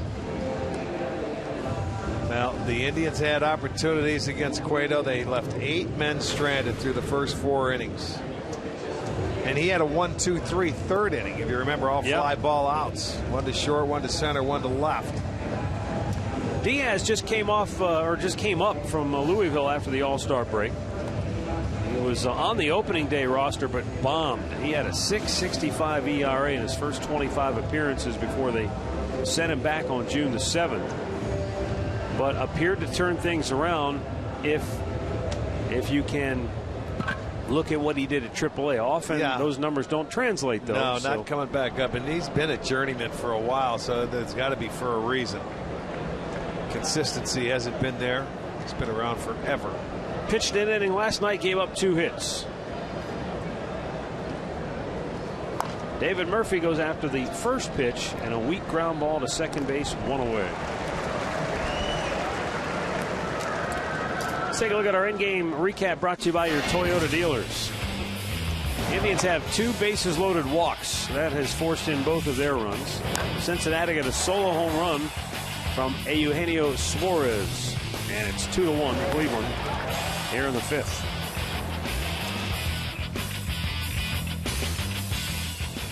Mike Aviles 0 for 2. He is fouled out, flied out.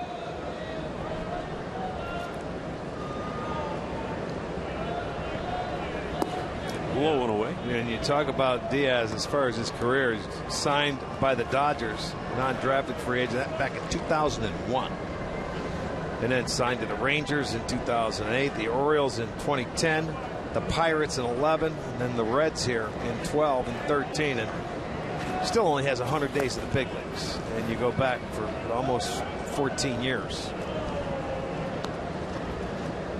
This seems to be one of those guys that people look at the frame, they look at the size, they look at the stuff, and they say, well, we've got to be able to figure out a way to get this guy going. But consistently, he has not been able to get it done at the big league level.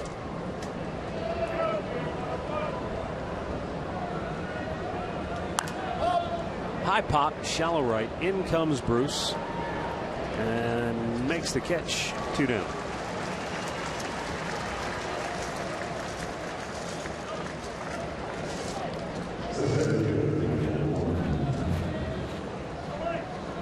Michael Bourne, the batter.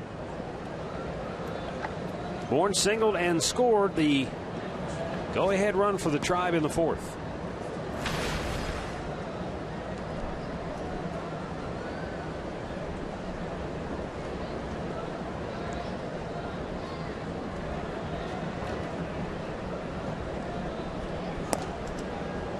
Tribe's off to Milwaukee after this one. It'll be our first trip to Milwaukee since the Indians and Angels played a series there in 07. Yes, indeed. That snowed out week of the season, first week of the season back in Cleveland.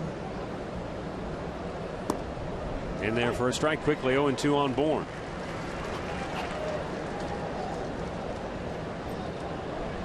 We won't have to worry about rain delays at Miller Park. That is true.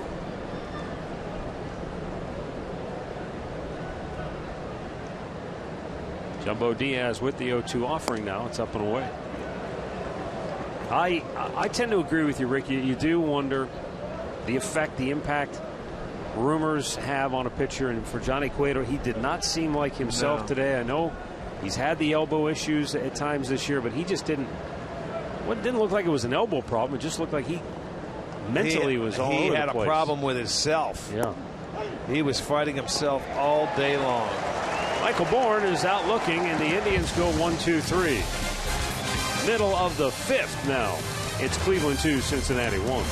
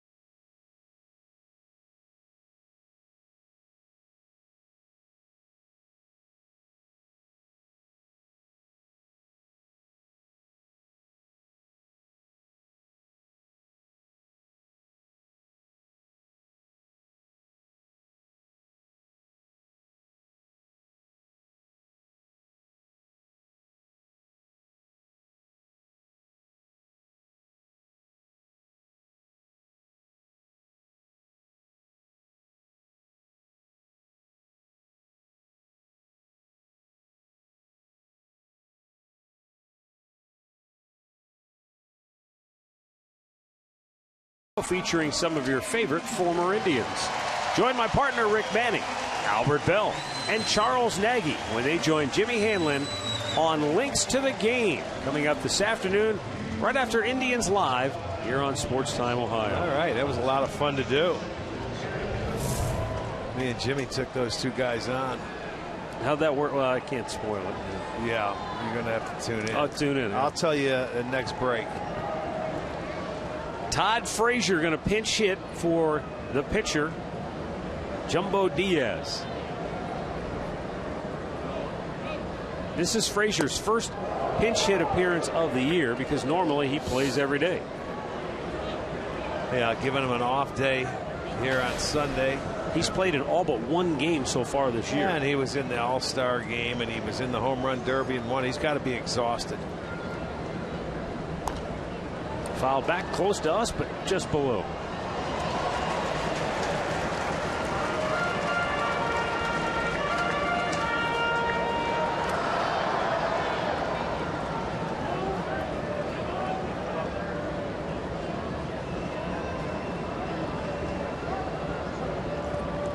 Carrasco with a 1-1. Fouled out of play to the right.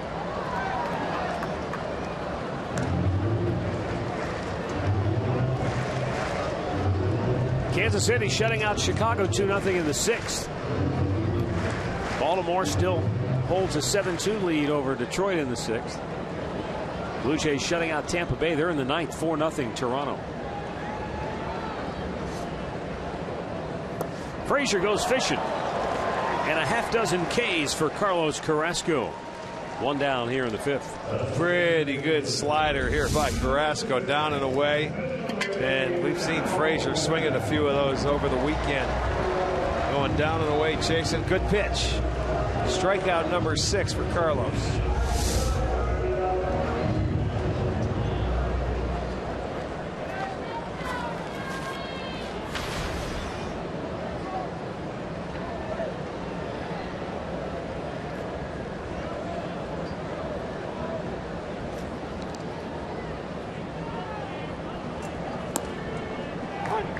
And a strike to Billy Hamilton.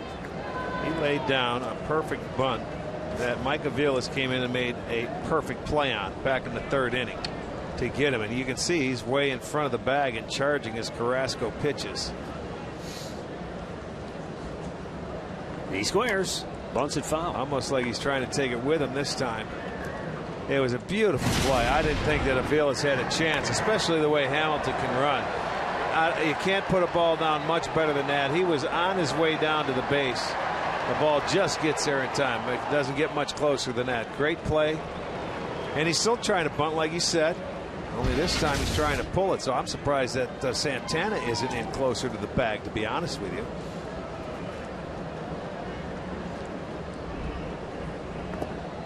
No, with 2 strikes, he takes a pitch in the dirt. Oh, okay. Got 2 strikes.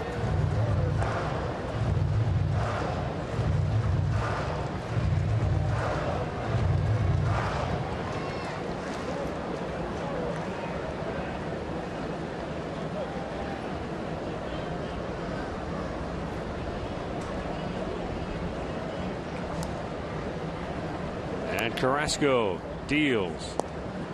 Hamilton checks. It's up high.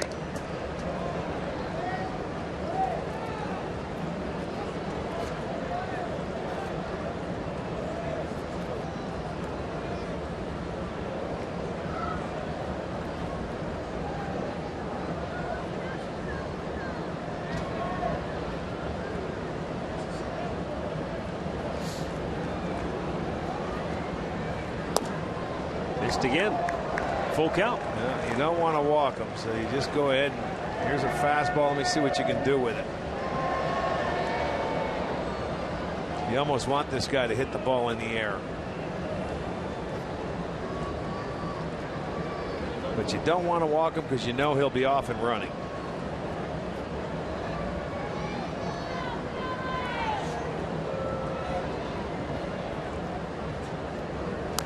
Foul right back.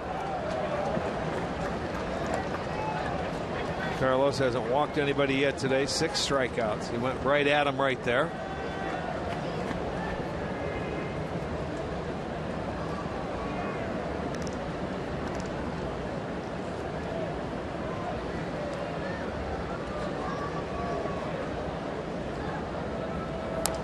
And he slaps that one foul. Nice job by Hamilton there to just try and protect. His job is to just be a pest. Foul him off until maybe he makes a mistake, if he ever does.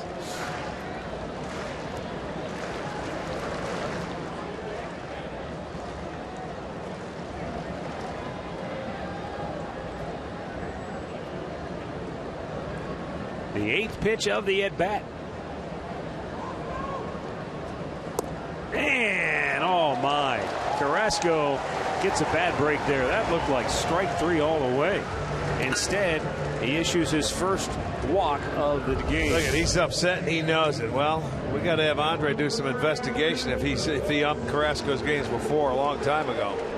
That was a close pitch right there, boy. That's a tough one to take. I don't see how he can take it, to be honest with you. But it was called a ball, and that's the last guy in the world you wanted to walk, so they'll have to pay attention to him over there at first.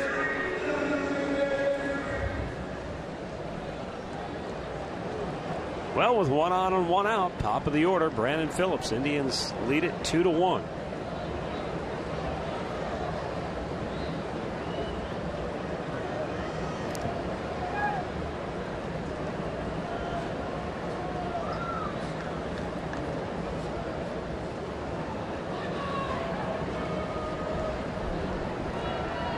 Hamilton usually goes early in the count.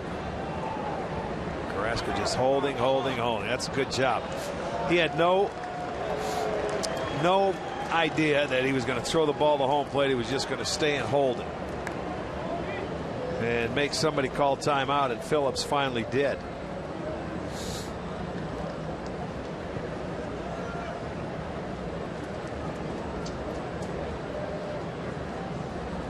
He goes. Boy, oh boy, this guy. Here's a throw. Close.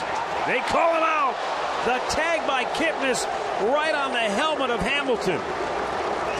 And perhaps just a fraction before he reached the bag. That's only the 7th time he's been caught. He was caught in Cleveland, too. A tremendous throw by Roberto Perez. Brian Price looking to his video replay man to see if he wants to. Oh, he's out. Got him on the helmet. He out. was out. No question. Good throw. Kipnis tagged the helmet. So, nice throw there by Perez, really.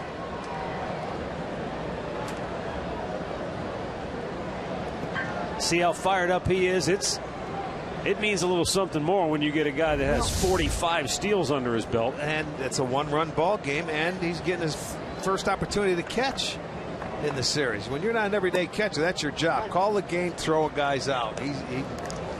Good job right there. You can see 32%, which is very good. It may not look like it, but when you get a guy like that, like you said, that's getting the best in the business. That's like winning a duel in Old Tombstone. Yeah, Tombstone on the main drag. That's true. Shootout at the OK Corral. Boy, that changes the whole dynamic for Cincinnati as well. Well, it picks up Carrasco. That's got to make him feel, because he threw a great pitch that he thought was a strike. It was called a ball, and you erase all doubts now, and that makes him feel a lot better about himself and not think about the walk. And he can be aggressive here to Phillips. And the 2-2. Did he go? They appeal. He did not, says Jeff Kellogg, the crew chief, or Corey Blazer, rather, down at first. That was close. Phillips knows with 2 strikes he doesn't want to get rung up.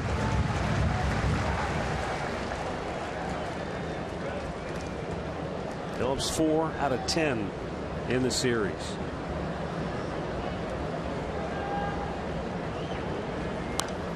Foul back.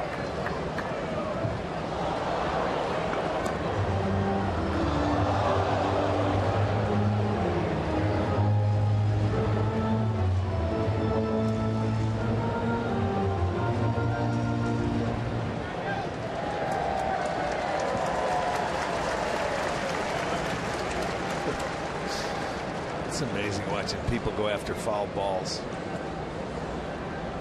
The 3-2 fouled off the mask of Perez and over into the microphone down on the field. No, that was the crash you heard.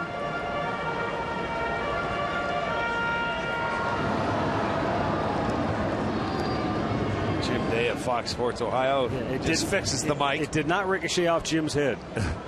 He just goes ahead and fixes the mic. Nice job, Jim.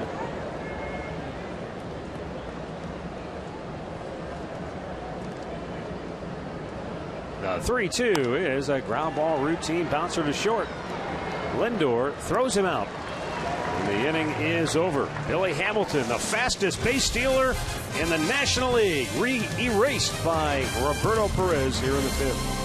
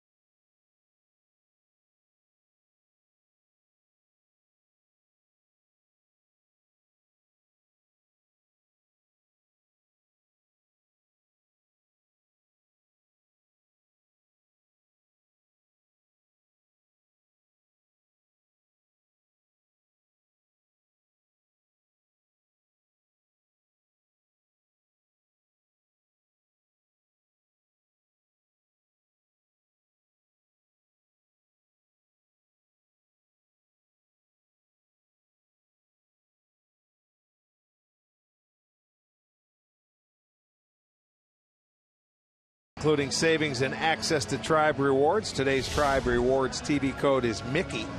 Visit Indians.com/season tickets for complete details.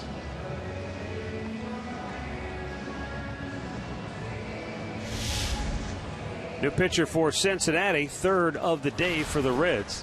It's Ryan Matthews making his 26th appearance of the year. And he'll be facing the bottom part of the Indians lineup. Roberto Perez. And then Carlos Carrasco, followed by Jason Kipnis.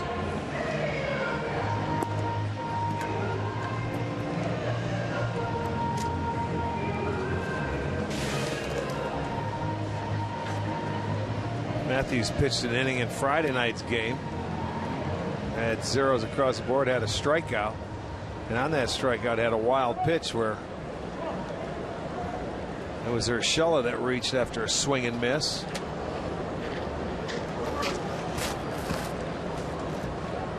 Roberto Perez twice has walked and he has scored a run.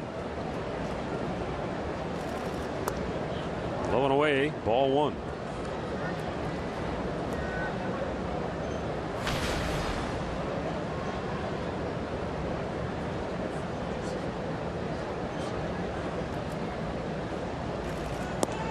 That's in there for a strike.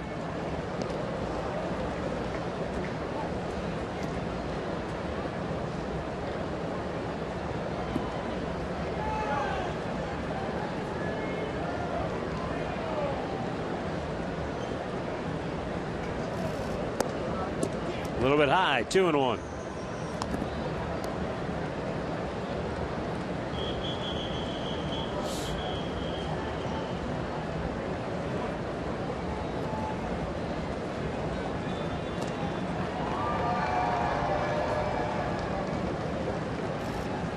Low.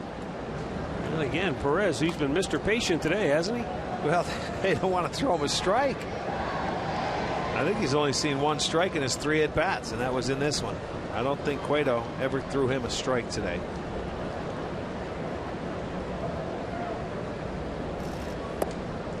And they don't throw him one strike, but that was it. And so he walks for the 3rd time today. The Indians leadoff man is aboard here in the 6th inning. All Our McDonald's I'm Loving It, featuring the exploits of Carlos Carrasco. Got his first major league hit in the second, but more importantly, Rick, in the fourth inning. Yeah, drops down a nice sacrifice bunt to move the guys up. They ended up walking in. That's the go-ahead run there. So he's been involved in both runs scored, and he's holding Cincinnati to just one run on the board. So he's done a nice job. He squares and pulls it back. Now they throw to first, but Phillips, who snuck in behind, wasn't there in time to get Perez. I'll tell you what, he was behind the first baseman before the pitch was even made. You know, that was a play that they designed. He was way over there. I watched him at Sandy. See where he is? Here comes the first baseman. He's going to charge early, so that's a design play to try and pick him off after he sees the first baseman going way up the line, but not today. You're not going to get him. Sandy's he's waiting for it. And he can't throw a strike again. It's 2-0 out of Carrasco's. Now he has words with the home plate umpire, and that's the last thing Brian Pena needs. Pena turns back to Torres and says, "Don't take it personal. I'll calm my pitcher down." But you can't do that to an umpire, even if he's a rookie. Throw strikes, and you won't have to. That hit Pena in the foot. So much. He came so out much for intervening. He came out too early. Carrasco there, instead of staying behind, he did a beautiful job just going to the third baseline. This time I think he tried to push it because they're charging. De Jesus is really coming in. Hey, if worst comes to worst, Tito wouldn't get mad if you go ahead and you square around. He comes in, go ahead and give him the old butcher boy, swing it, a little half swing to just hit it on the ground. If they start charging you too much, see, he's trying to push it now. Okay, he's going to get another opportunity. You don't take it off, do you? Okay. Well, that's what Mike Sarbaugh's going down to talk to him about. All right. Okay, if you like it, go ahead and swing and hit a 2-run homer, and we'll all look good. Or it might be just a case of, hey, whatever you feel most comfortable doing here. Well, yeah, T got the sign. It's either bunt or go ahead. No, we're going to take it off. You just try and put it in play. One of the two. He squares. Gets it down. And it goes through the legs of Matthews. Everybody's safe. How do you like them apples? Ryan Matthews, too quick to make a play. Couldn't come up with the baseball, and everybody's safe. Well, I don't know if they're going to give him a sacrifice and then call the error. But, you know, that's what happens when you put the ball in play. Let these pitchers, they get a little goofy sometimes when they try and field the ball. And right there, he had an easy play. If he just fields it cleanly, he could go to second. But you got to field it first. He didn't. Then they try to go to first. They don't have time. It will be an error. I don't know if it's they a give sacrifice and an error. Sacrifice error. I got Second time in his career he's had 2 sacrifices in a game. What a game he's having. He's got his first major league hit.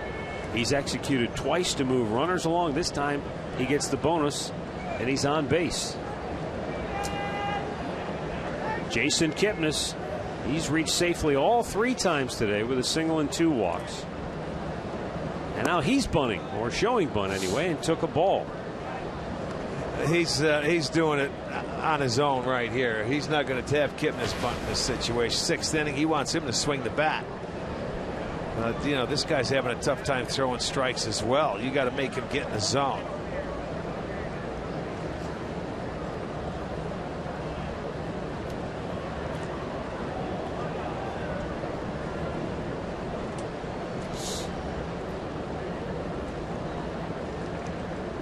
He squares and bunts it back to the screen.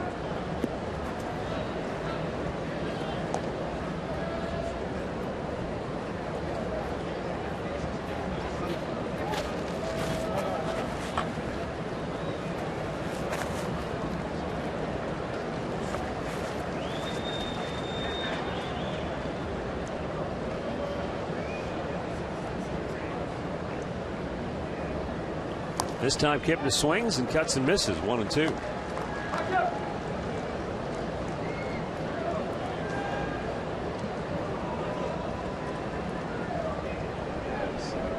Now you've got Roberto Perez at second base. Carlos Carrasco down at first. Nobody out. Indians lead it by a run. And Kipnis punches it foul to the left. It has been a bizarre game in terms of the way it's played out to this point. I mean, the Indians lead at 2-1. It feels like they should be up 12-1. They've left 8 men on base. They've left the bases loaded twice. And yet they only have 4 hits. Well, opportunities they don't have a hit with a runner in scoring position. I mean, 2 runs coming in on walks.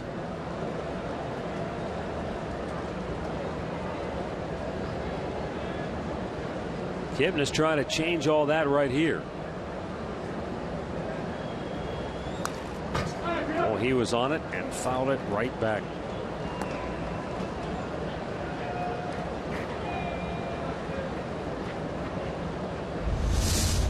Get ready to catch it in your living room. Oh, nice look.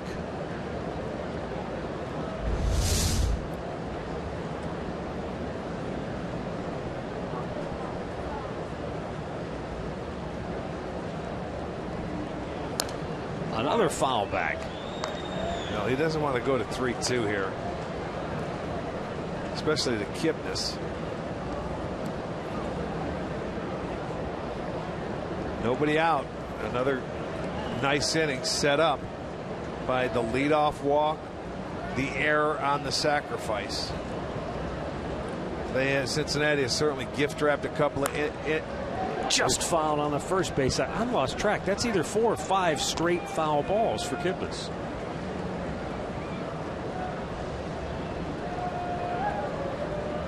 Yeah, he's 4 in a row, they tell me. And they've gone to the left, they've gone straight back, they've gone to the right. This is hit pretty well. Deep right field. Bruce back. It's over his head and off the wall.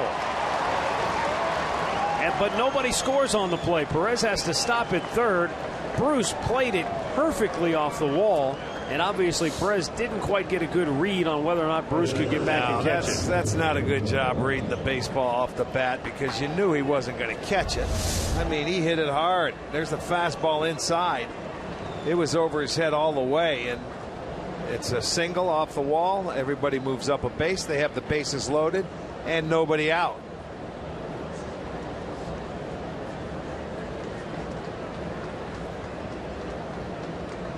Well, here we go again. Bases loaded. This time nobody out. Francisco Lindor is 0 for 2 with a bases loaded walk. He pops one to left. I don't know. This is not deep enough, I don't think. No, not with Perez. And Bird's throw goes to the cutoff man. Second straight time that Lindor can't get the job done. First ball swinging. 1 away. Yeah, he's had an opportunity many times today to get runners in and hasn't been able to do it. Here comes Brian Price. He's going to go to his bullpen. Going to the left-hander. Matchup baseball here in the 6th inning. The Indians have the bases loaded and 1 out. They lead it 2-1. We'll be right back.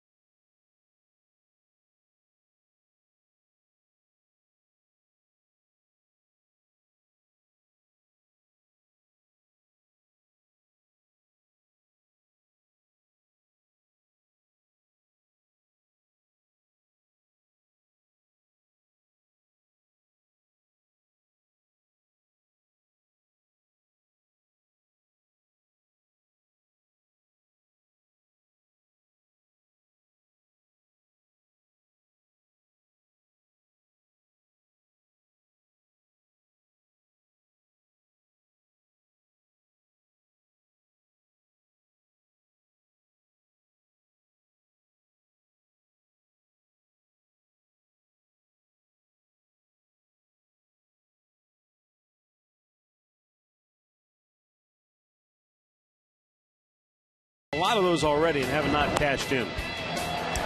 There's the first run. They walked Lindor to drive him in. Then he was able to get Brantley and the inning. Now in the fourth, walks Brantley. That drives in the second run. Comes back, strikes out Santana, get out of the inning.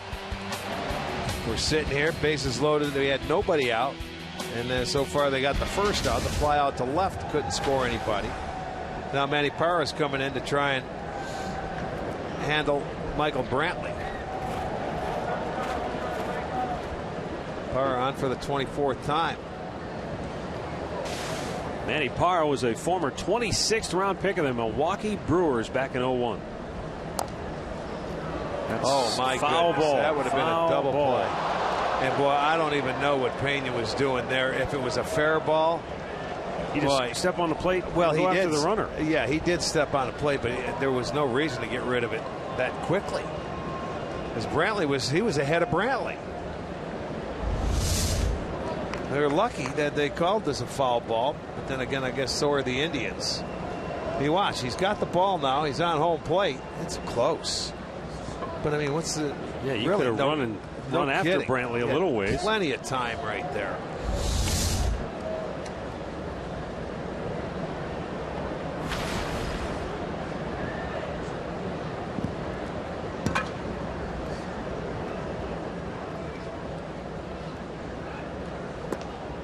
That's low. 1 ball and 1 strike.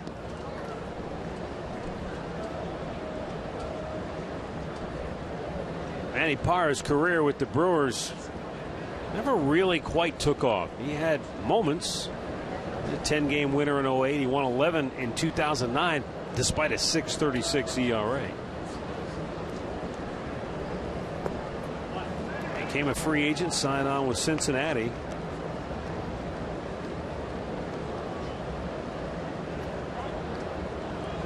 This is his 3rd year with the Reds.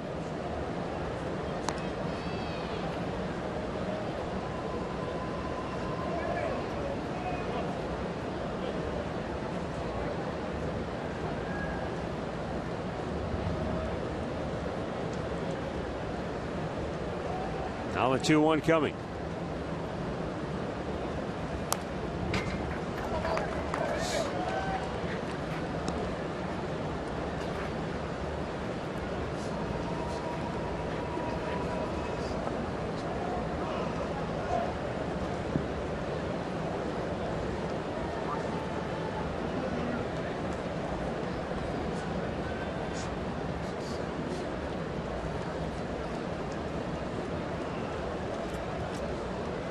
Now the 2-2.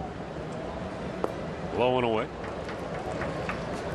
Michael Brantley and Manny Parra would have been teammates briefly back in 07 when they were in the Brewers system. Both were at Huntsville in the Southern League.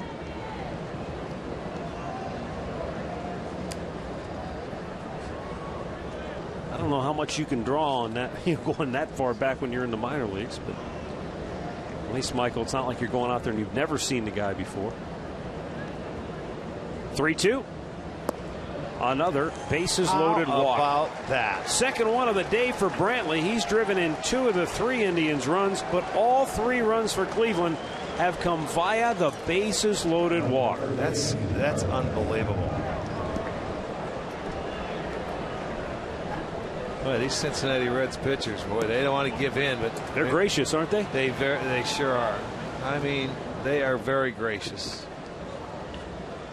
But at some point, the Indians have to kick the door open.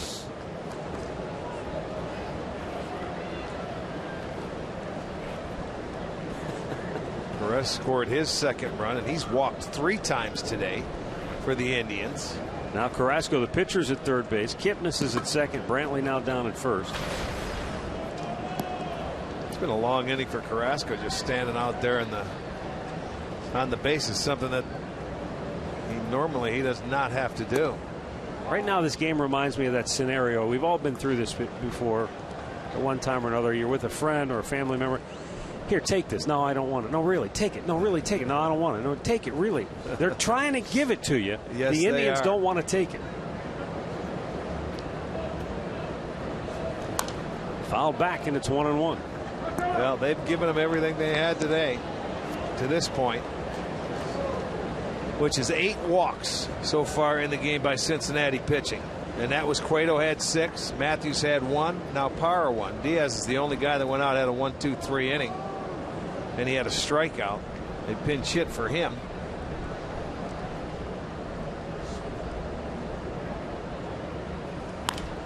Santana lines it right back at the shortstop, 2 down.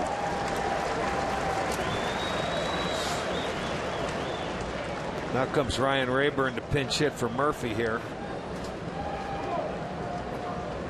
So they're going to have to do it with 2 outs. Quick Mazda game break. Here's Al Pulaski.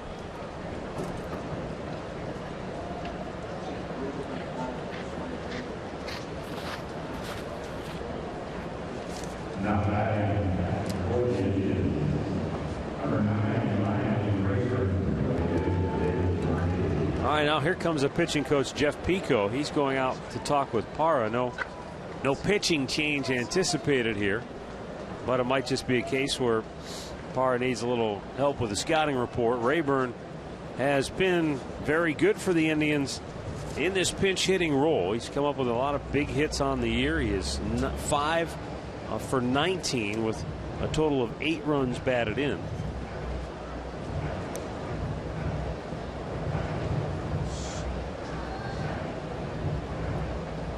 Now, the ones that have had a long day is the Cincinnati defenders. They're sitting out there waiting and waiting and waiting, and their pitchers aren't throwing strikes. And in the heat of the day, and it has been a hot one, it's got to take its toll on them eventually.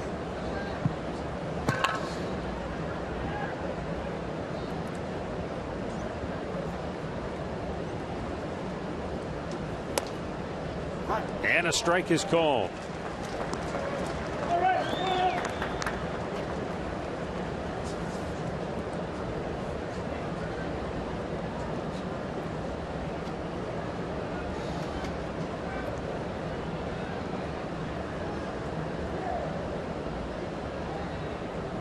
The 0-1 is a bouncing ball weakly hit to second. Phillips throws him out. 3 bases loaded walks have accounted for all 3 Indians runs. Carrasco going to see if he can make it stand up.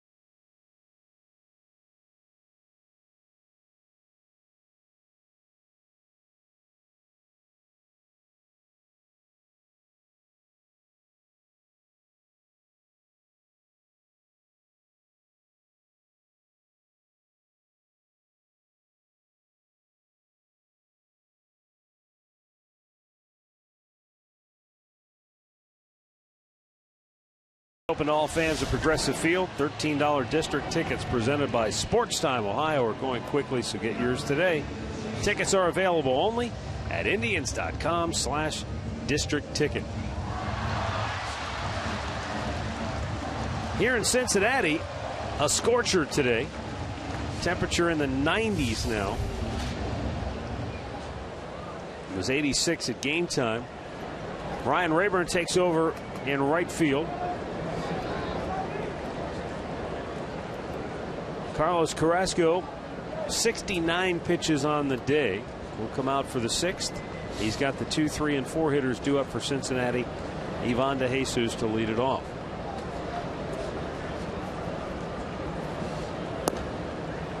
And that's ball 1. That was just the 70th pitch for Carrasco. The only walk he had was erased quickly. And a base hit in the left field.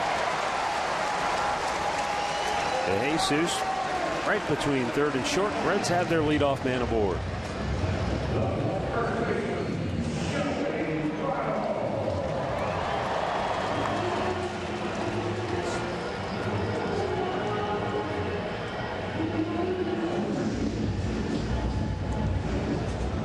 Joey Votto, the batter.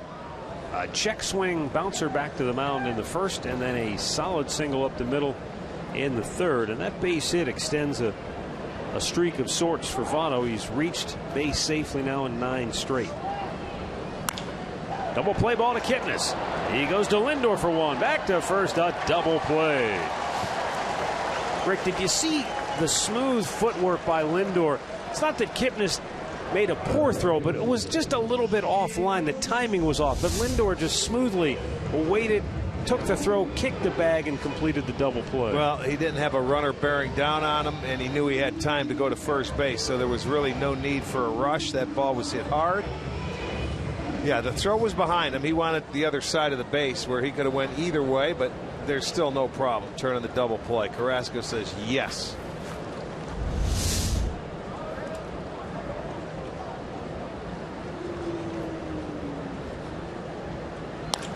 Right at Lindor. What an inning. And the Tribe's defense takes care of that right quick. Carrasco dominating through 6.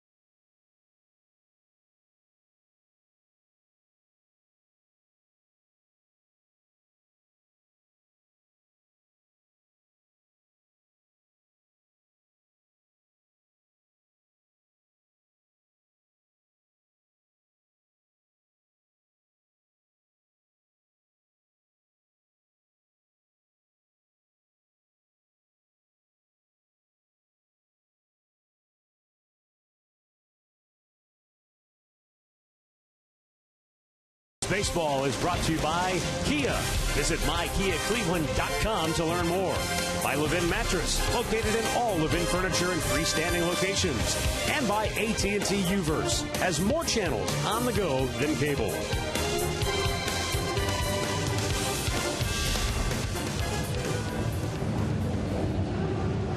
Carlos Carrasco on top 3-1.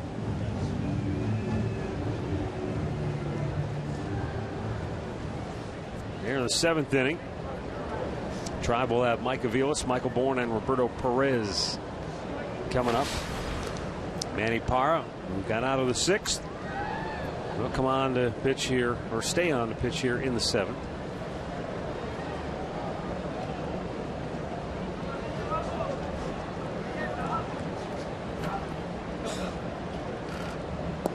Reds have a 4-game series with the Cubs. Doubleheader on Wednesday scheduled before they head out on their next road trip. So I'm sure Brian Price is thinking, we got a doubleheader. You're trying not to burn up your bullpen right out of the All-Star break. Yeah. Well, and you do it with your best pitcher here on Sunday. Only going 4 innings and had control issues.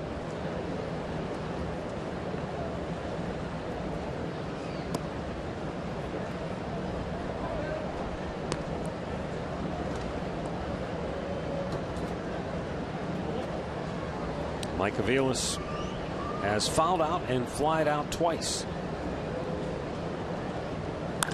There's a line drive base hit into center field.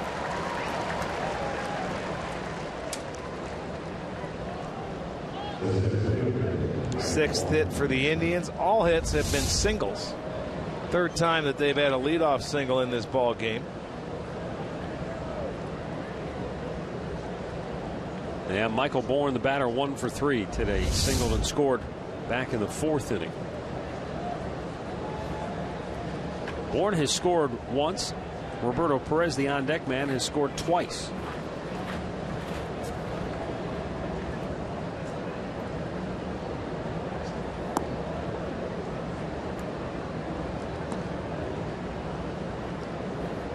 Well, if this should happen to hold up, I am sure the computers will be busy running through the box scores of history to see if a team's ever won a game with all 3 runs being scored on bases loaded walks. It's been a strange one. Check, called a strike. I mean, as a hitter, you have to be patient. You don't want to go up there and swing at pitches out of the strike zone. They have 6 hits, but they have 8 walks in the ball game. So there's 14 base runners right there. No, it's been an unfortunate situation that we've seen time and time again with Cleveland. Bounce over the head of the third baseman. Perfectly done by Michael Bourne. And the Indians have runners at first and second. Beat it into the ground, but as hot as it is, yeah, even with all the rain, that ball got a pretty big kangaroo bounce over to Jesus's head. Well, he's playing in on the grass. So, you don't want to take the bunt away. Well, take the bunt away. That opens up that right there. High chopper over his head. But the situation I was referring to is how many times this year have we seen the Indians, they get into a bases loaded or a key RBI situation and the patience suddenly disappears. Vanishes. Yeah. Well, here's the mailman's up now. Guy that's walked 3 times. Mailman likes to walk.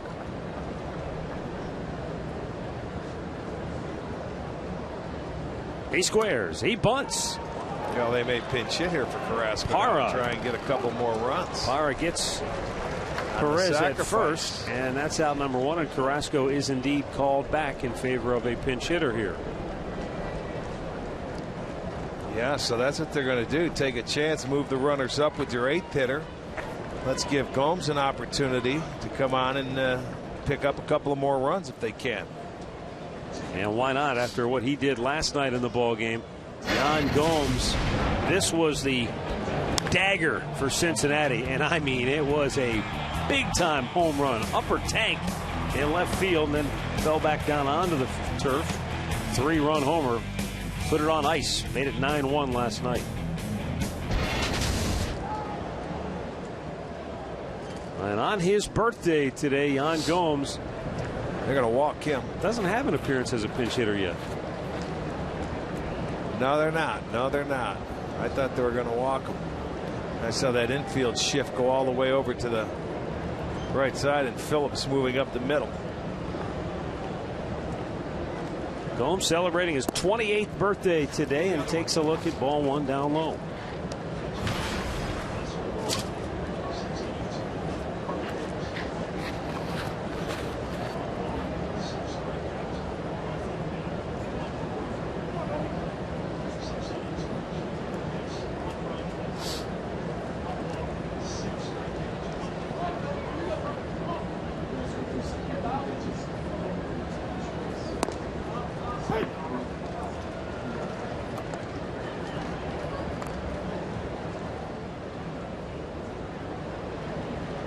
Infielders got to cut the ball off. They're going home. Gomes looking for something he can hit in the air.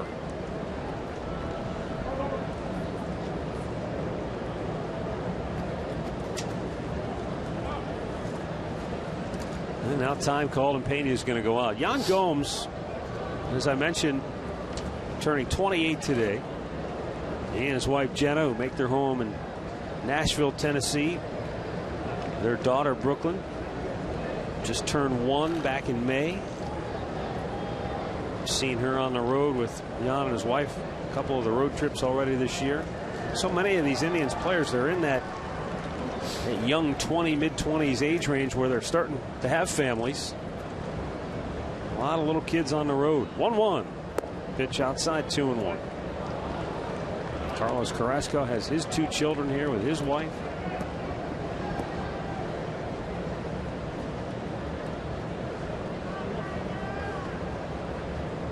J.J. Hoover is now getting loose for Cincinnati. 2 balls, 1 strike. Aviles at third, Bourne at second. A foul right back to the screen.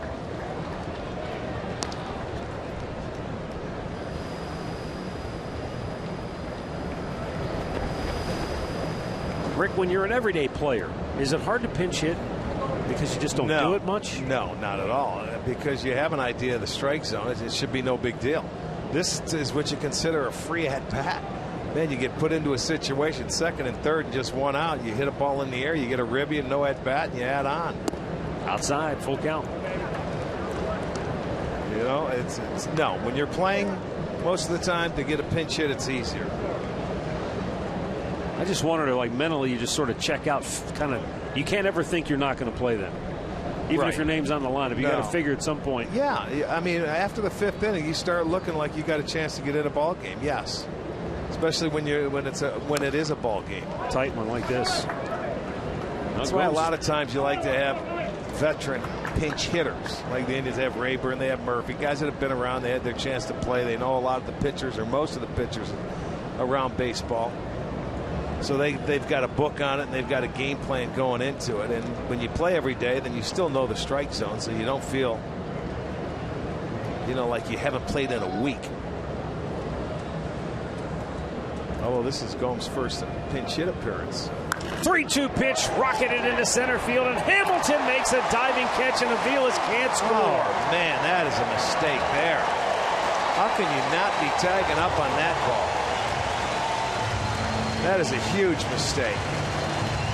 Anything that's hit in the air, you stay right at third base and go tag up. That's a mistake there by Aviles. Unbelievable. You finally get a ball that you think you can score a run on, and then you make a base running mistake. He's got to go back no matter what to that base and get up and just take off as soon as he dives after it. Watch him break. You see, he freezes. He's got to look at what's he waiting for. You got to go back and tag, because if it falls in, you're going to score anyway. Huge mistake right there. Story of the day to this point. Now Jason Kipnis takes inside. Ball 1. Tribe just has not been able to take advantage of the opportunities. Has been, offensively for them, an ugly game with opportunities abound all day long. Not able to take advantage of them, and they still have a 2-run lead. Kipnis 2 for 2, 2 singles, 2 walks. Second straight at bat that he's had actually third straight at bat he's had an opportunity with runners in scoring position. Last time he singled off the wall in right field, and all it did was load the bases. That's how crazy this game has been. Well, that was another mistake. Out of play. 2-1.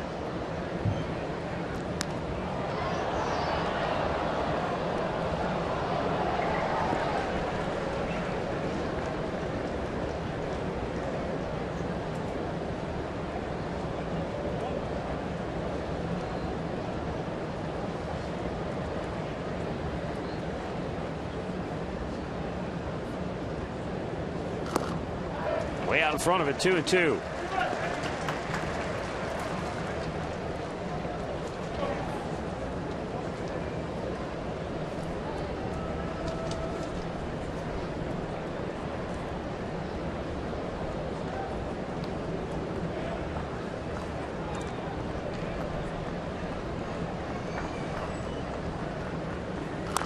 Kipnis with a ground ball. Phillips with a terrific job to field it and throws him out to end the inning. Well, once again, the Indians continue to just unable to cash in on big opportunities. We've reached the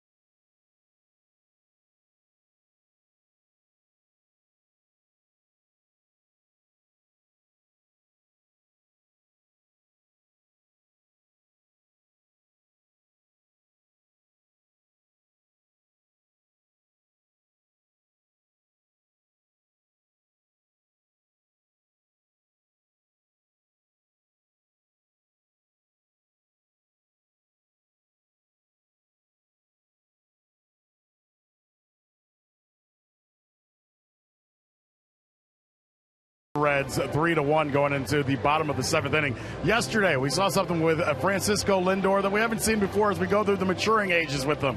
He comes up with a guy on second base yesterday, hits the ball to center field, and does not run the ball out. This frustrated some of the Indians bench as he wasn't able to run. And Terry Francona sat down with him this morning in the clubhouse. He didn't yell and scream at him. He had a conversation and talked to him. He goes, look, the one thing about Frankie that I know is that he's not lazy. But the one guy he said start paying attention to is Jason Kipnis. No matter what the situation is with Kipnis, no matter how frustrated or mad he gets, he runs hard to first base. A matter of fact, Terry Francona said his favorite thing about Jason Kipnis is how hard he runs to first base. Almost, guys, like he takes his frustrations out when he doesn't get a hit by running hard to first base, and that's what they said they want from Frankie. Run hard no matter what. You know what? That's a great point. And you know what? He will. That's a good lesson to learn right there. He's frustrated. He didn't get his job done yesterday, so he didn't run. And you know what? He's only going to be told once, and I guarantee he'll end up running it out now. And that's what you do. You take your frustration out on energy going down the baseline. And it's all part of the growing up process. I remember doing it when I was young, a rookie. Young kid like Lindor. Robinson got into my butt. Boy, he was, and you learn from it. It's okay, nothing wrong with it. Did you offer up any kind of an excuse, or did you say, yes, sir, yes, sir, yes, sir? You have no excuse. You're caught. I mean, you know it. And you got to get called out, and you got to do it early, and that was a good thing. No, Tito's not going to let that slide. your best players dictate everything, because if they do it every time, then you're going to have to follow suit. Brian Shaw now on the pitch for Cleveland.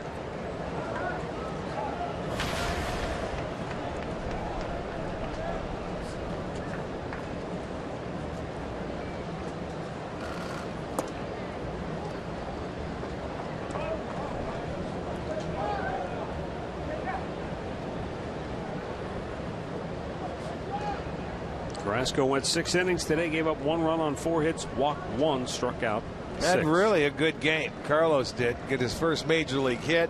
2 sacrifices, was involved in the 2 of the first 3 runs they scored. So for the first time hitting this year, he did a good all-around job.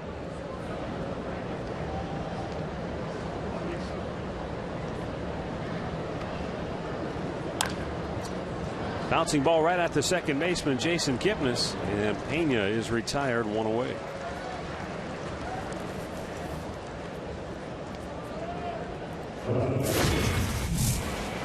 You know, Carlos today had good movement on everything. He had 6 strikeouts on the day, and he only walked 1, and that was a borderline pitch. But then when they got a base hit, he ends up taking advantage of a situation, getting a double play against Joey Votto. They had a base hit to start that inning to Jesus, and he quickly turned it out. Got the double play ball to right field, right at Ryan Rayburn. Quickly 2 down here in the 7th inning. I'll tell you what, Rick, Brian Shaw got off to a really bad start this year, but he has turned his season around in his last 18 outings. So you think about a starting pitcher, he's basically gone back-to-back complete games and given up 1 earned run. Yeah, he has. They figured something out mechanically with him, whether it was in his stride, and he was getting the ball down, and he's got much better cut and break to his off-speed pitches. Hitters now 8 for their last 60 against Shaw. He's punched out 18 over those last 18 innings.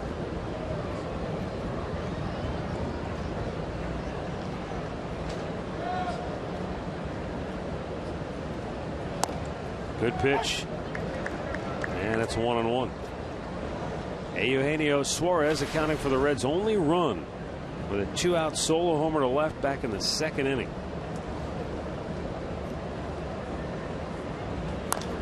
Popped him up. Shallow right. In comes Rayburn. He says routine can of corn. And the Reds go 1-2-3. We'll head to the 8th in Cincinnati. It's the Indians 3 and the Reds 1.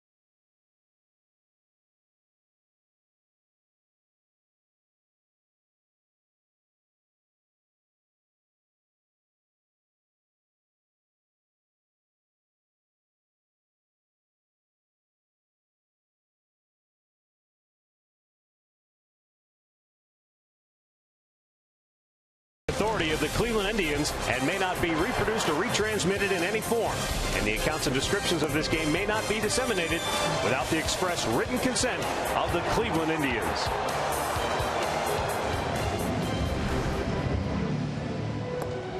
Indians Live, presented by Conrad's Tire Express and Total Car Care. Coming up next here on Sports Time Ohio, we go to the 8th inning, and Cincinnati goes back to its bullpen. Fifth pitcher to work today is right-hander J.J. Hoover. And he's got the 2, 3, 4 hitters due up for Cleveland: Lindor, Brantley, and Santana. We had a lightning delay.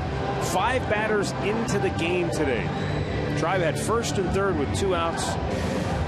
And they pulled the tarp, sent everybody off the field. We were delayed for 47 minutes. No interruptions since then. But it has been an odd game in that the Indians have left 13 men on base today. They left the bases loaded 3 times. That's right. Swing and a miss by Lindor. And what's really, strange too is that with all of the waiting around that Carlos Carrasco had to do today, it never really bothered him. Right, because he never had to go fell out there. of rhythm, did he? No, just had to stay warm. 1 down off the bat of Lindor as he flies out.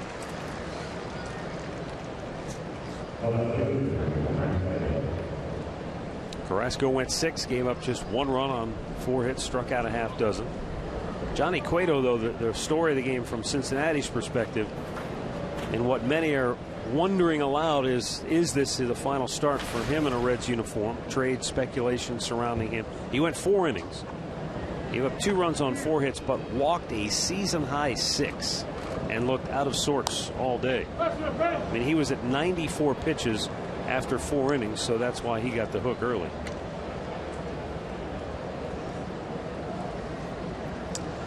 Yeah, if this remains this way, the Indians will be putting the first loss on Cueto against them in his 6 starts. This was start number 7.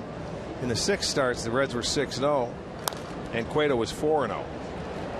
Left field near the line. Bird, a long run in, and he gets there. 2 down.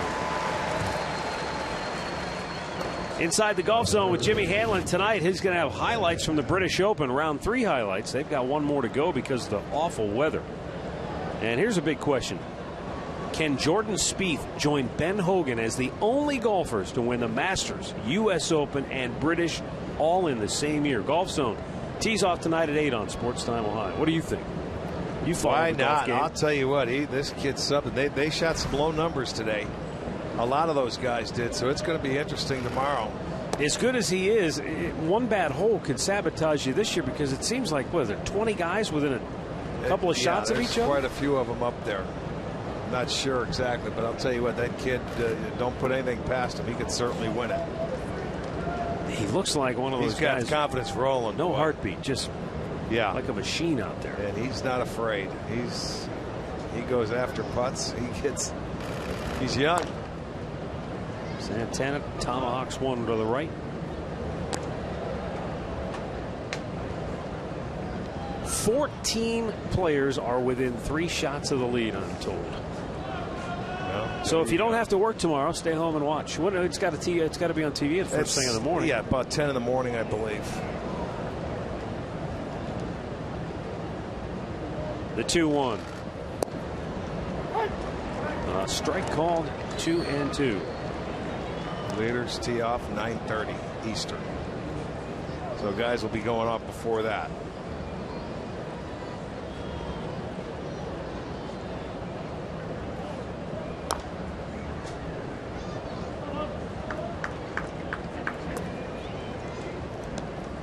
Santana has fly to left. He has popped to second, struck out, and lined out to shortstop.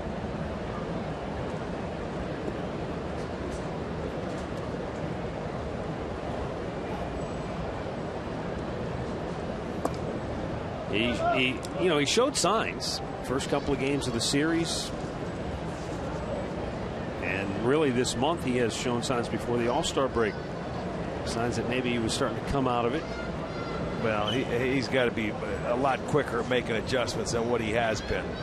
We're entering the end of July. I know. Come on, he's been around way too long. He's got to make adjustments. You can work and work and work. You know what? You can work with him. I don't care who you are, the hitting coach. He's got to make the adjustments on his own. Another weak pop-up on the infield. He's caught in between all game long. Indians go in order. We head to the bottom of the 8th. It remains 3-1 Cleveland.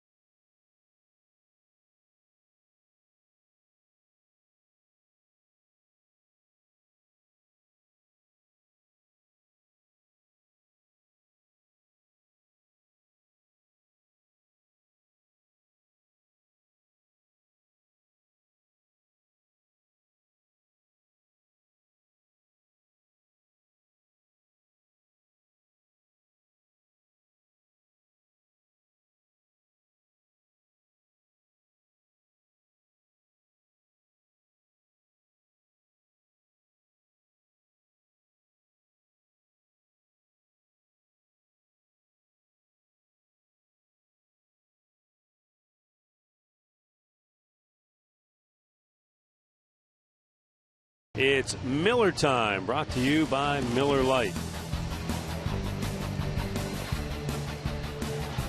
July 19th, 1982, Luke Appling in an old-timer game. That was Spahn. Warren Spahn on the mound. Takes Warren Spahn deep. That's amazing. Could barely get around the bags. Yeah, but he could still hit. Yes, he could.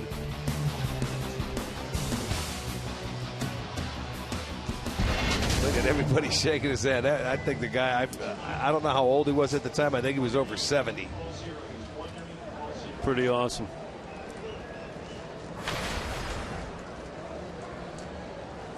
Jason Bourgeois going to pinch hit.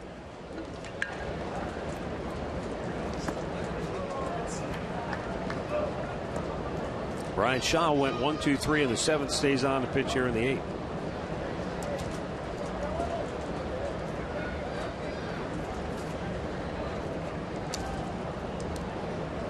Bouncer, foul, first base side. Seen a couple of those swings today. Takes you back to the old riverfront days here in Cincinnati when they had the turf. You could see some swings like that, chop it down on the turf, bounce it over a corner infielder's head. I mean, it's hot enough today. How hot do you think it would have been with that turf? At the start of today's game, it reminded me a lot of either Kansas City or St. Louis. You know, with the heat. Yeah.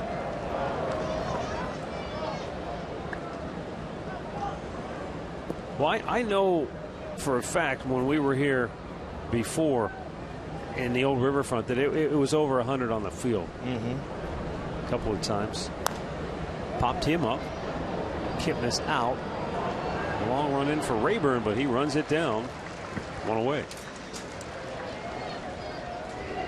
Speaking of hot down there on the field, what's going on to Andre Knott? He's got to be sweltering by about now. Yeah, I've gone on about 4 waters, but that's not the point. Who cares? Hey, back in the 5th inning, one of the big moments of the game, Billy Hamilton got on first base, was thrown out trying to steal second.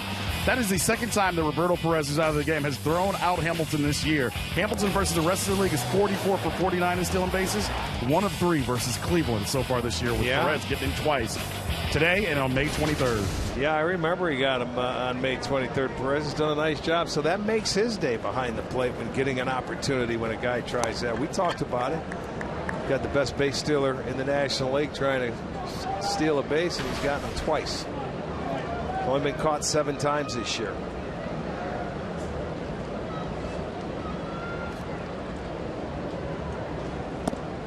That's outside. And actually, that was the only walk that Carlos Carrasco had today, was in back in the 5th inning. And it was a really close pitch on a 3-2 count. Must have been a little inside, so.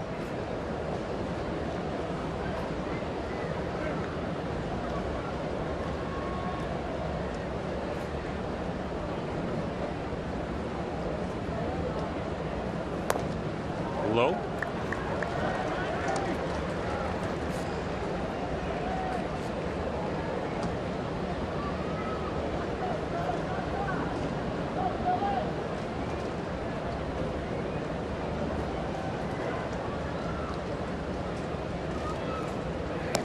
Bullseye.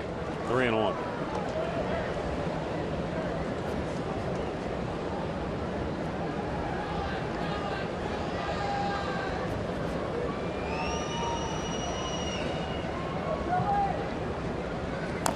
Hamilton fouls it.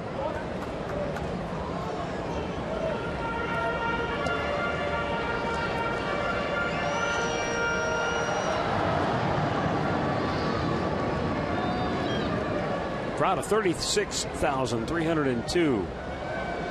I think quite a few of them have taken shelter from the heat. Yeah, they took off, I think, a lot of them.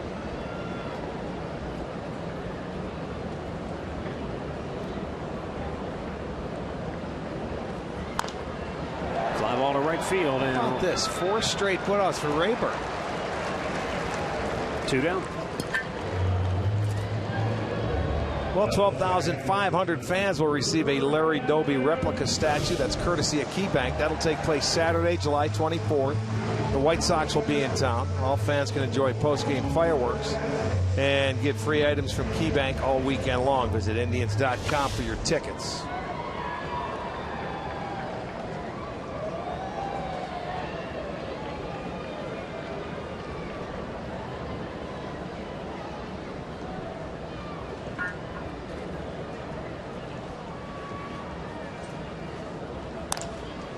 Off the end of the bat by Phillips for a base hit into right center field. And Phillips is 2 for 4, and the Reds have a base runner, which means they bring the tying run to the plate. Yeah, that's the amazing thing in this game. They need 1 base runner. Their tying run does come to the plate. Cody Allen, Mark Zipchinski up in the Cleveland pen.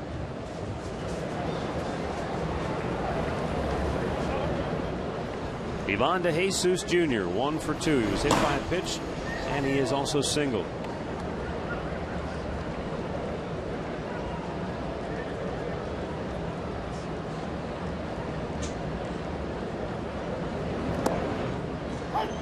Shaw with a first pitch strike.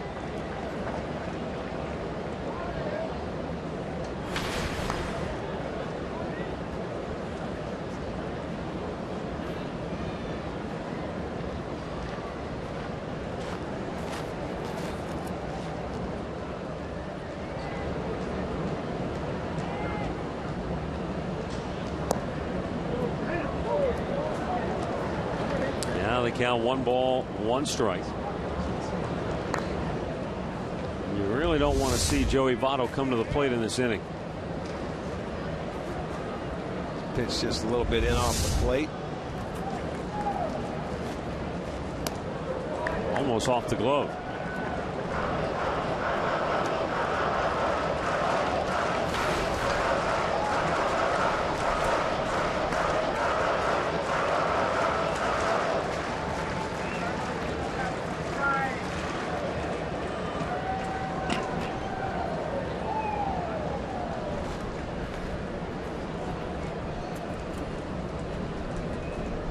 Swung on and missed. And that'll even the count.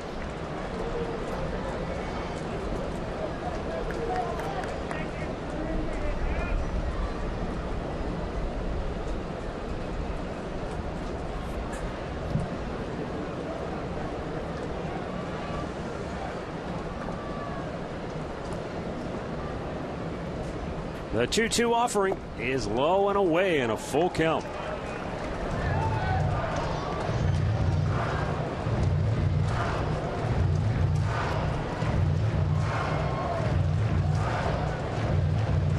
Tense moments now for Terry Francona. He's already probably made up his mind as to what he's going to do next should the Jesus reach. I got to believe we'll see Cody Allen. Even though you got the left-handed hitter Joey Votto coming up. I mean, that's the decision if you get to that point. Do you go left on left with Zipchinski, or do you go to your closer Allen? Zipchinski's had troubles this year. But an off day tomorrow, I go to my closer and try to get a 4-out save.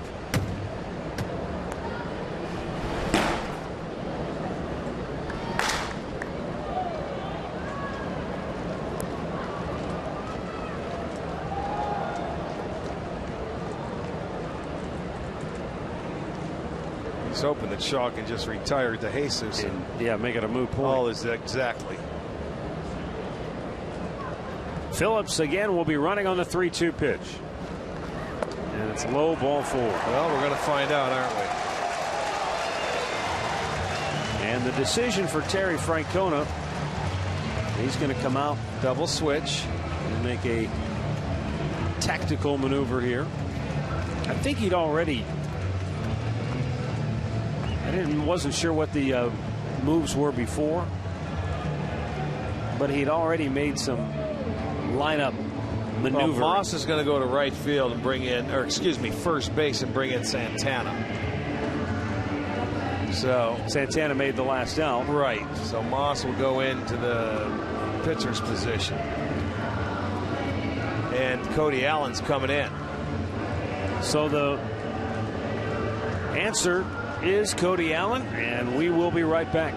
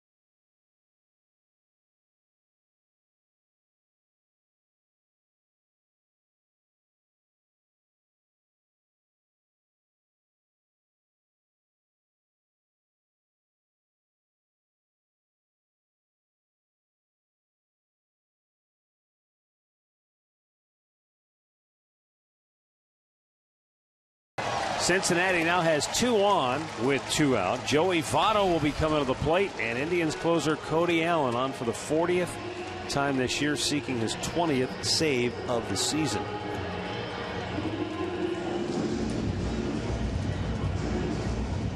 And he's no stranger to a 4-out save.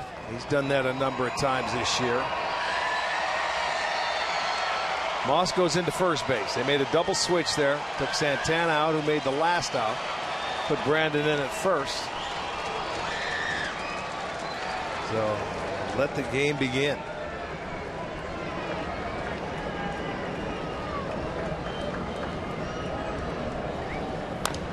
Votto takes a hack and fouls it out of play to the left.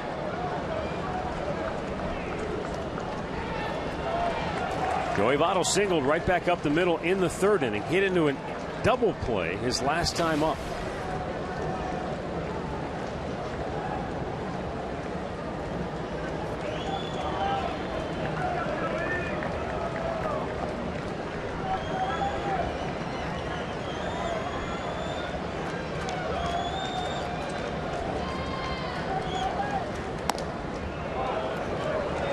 And now 1-1 to count.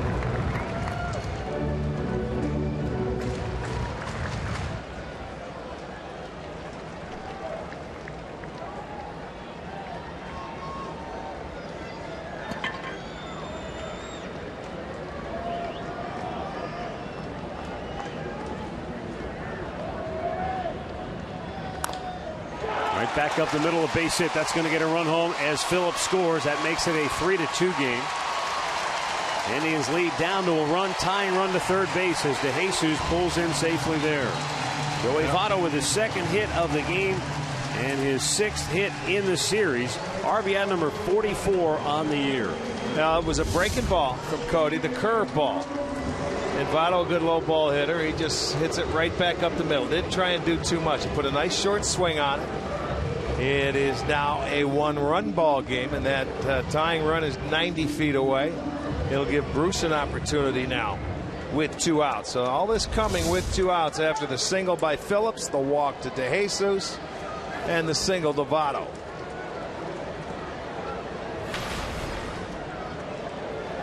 Now Jay Bruce, a big home run last night off of Cody Allen.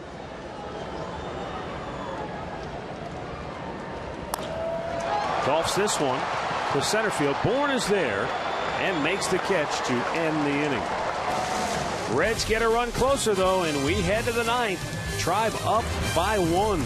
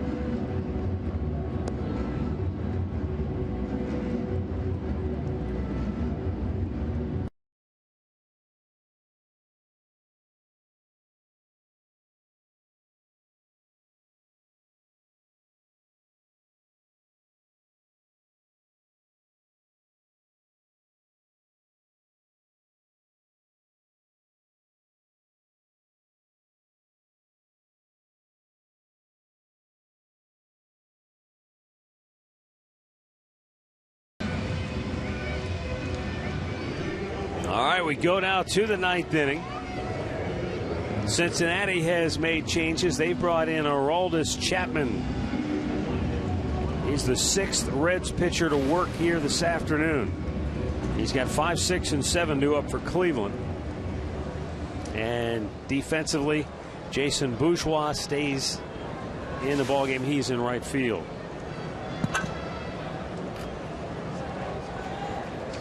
Ryan Rayburn, Mike Aviles, Michael Bourne due up for Cleveland. Rayburn 0 for 1. Came on as a pinch hitter in the 6th inning. Chapman, of course, an absolute flamethrower from the left side. Starts him out at 82. I was just thinking the same thing. There's a little breaking ball. Let me just flip one up there first so I can get loose.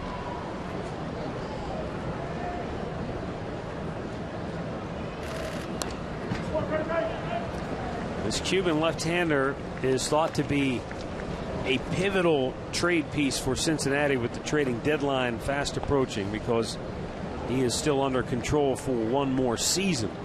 So he would not be a short-term rental for any team interested. 1-1.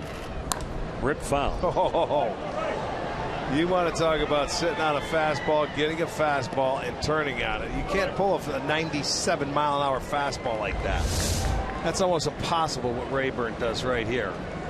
See him pull the hands in. That's 97 coming in at your belt.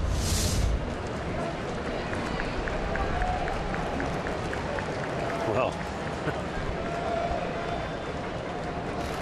goes to the changeup, and look what happens to the bat. He almost took out Andre. Well, I'll tell you what, after he hit a fastball down that way, you had to throw something off speed. I've never seen a guy get around a 97 in there like that. You got to go with something off speed. They do. They get the strikeout.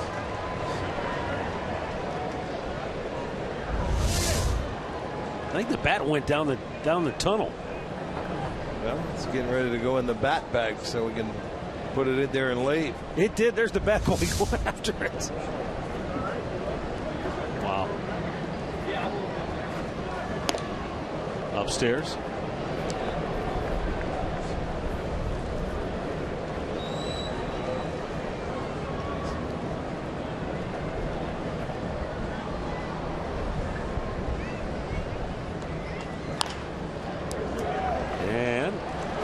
Spin and the throw, and he got him. 2 down.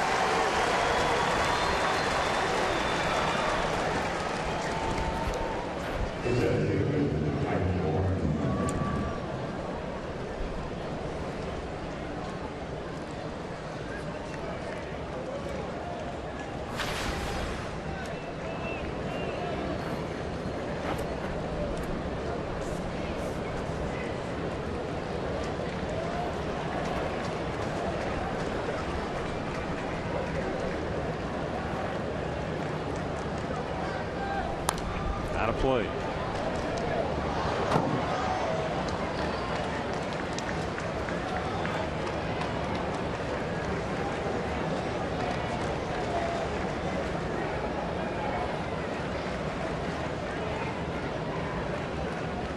Aroldis Chapman fires, and that is on the outside corner at 98 miles an hour. That's virtually unhittable.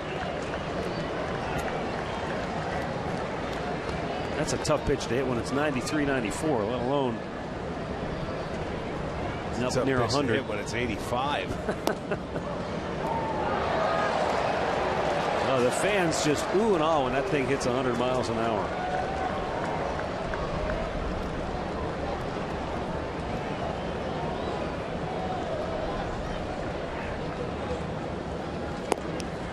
He's got to be a tough 100 miles an hour too.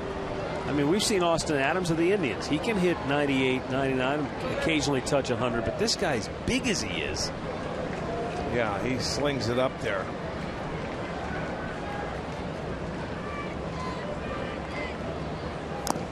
Bourne got a piece of it, and Pena, it just wouldn't stick in the mitt. So Michael stays alive. That has to be sort of a helpless feeling. I mean, we saw Rayburn get ahead of that pitch and pull it foul, but a lot of times he's throwing so hard, you must feel like, Rick, you're swinging and the ball's already in the glove of the catcher. Well, you got to turn the dial up. I mean, let's look at it real speed here coming in. I mean, you have no time to decide, or very little time, let's put it that way. If you're going to swing or check it out, you look for the fastball, and you just hope you can stay short enough to put your bat on it, just put it in play.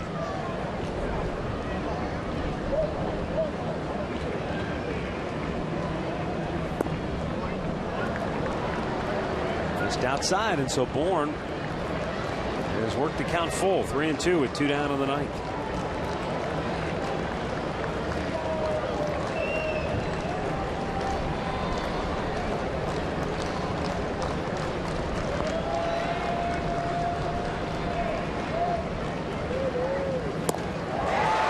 was a well-located fastball at 99 miles an hour. Aroldis Chapman strikes out a pair. Cody Allen will try to close it out next.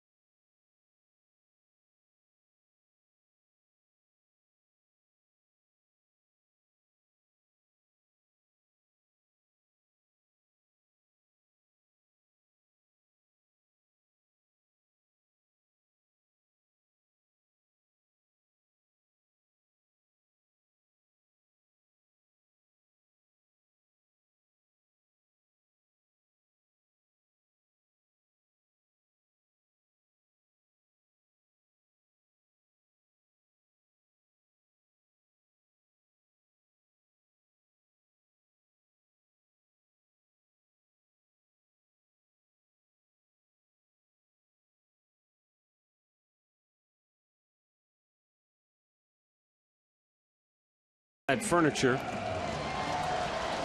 Johnny Cueto was not very good today, and the Indians, I don't know, Rick, did they manufacture runs or did they just take the runs he gave them? No, they gift wrapped some runs up. You know, they had opportunities all day long. The walks benefited. 3 bases loaded walks for the Indians, accounting for all 3. Brantley had 2 of them, and Lindor had 1, and it was Perez who walked 3. No, the walks. They have more walks than hits in this game.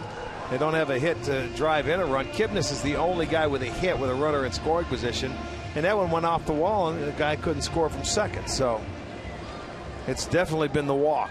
Carrasco was very good today. 6 innings, yes, 1 run, 4 hits, struck out 6 batters. Carlos had a good day. Very good day. Cody Allen to face Brian Pena. Out of plate on the left side. In 1-run games this year, the Indians are 9-10. Cincinnati 13-15. However, a very impressive 7-3 mark at home in 1-run games. They have 5 walk-off victories this year. And a high pop foul out of play.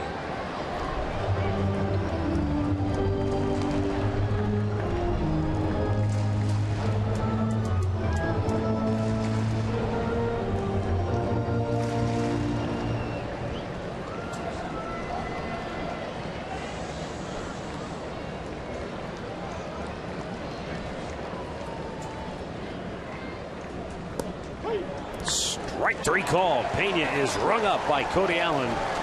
Out number 1 here in the bottom of the 9th. Well, 2 high fastballs that he fouled off, and comes and drops the little curveball on the outside corner for a strike. Would that be Lord Charles? Yeah, that or the dewdrop in right on the outside corner, and he got it.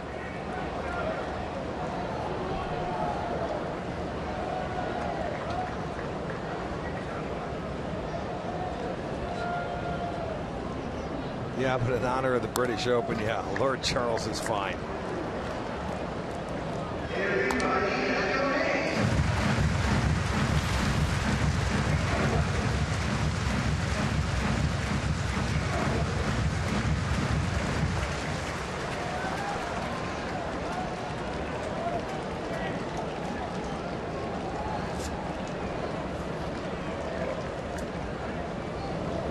Upstairs.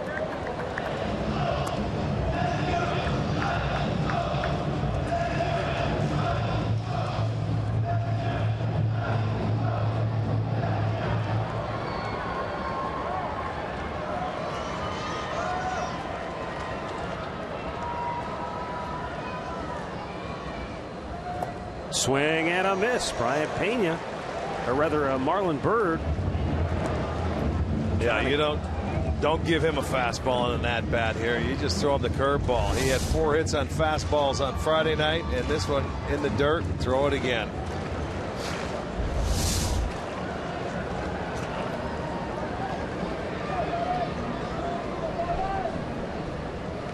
There he got him. Back-to-back strikeouts for Cody Allen, and there are 2 down on the ninth.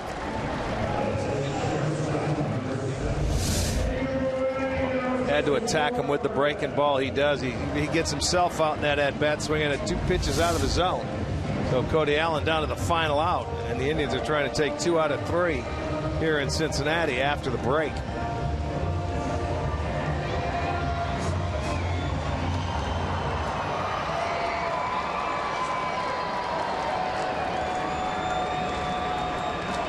With 2 down, Eugenio Suarez takes a fastball strike over the outside corner.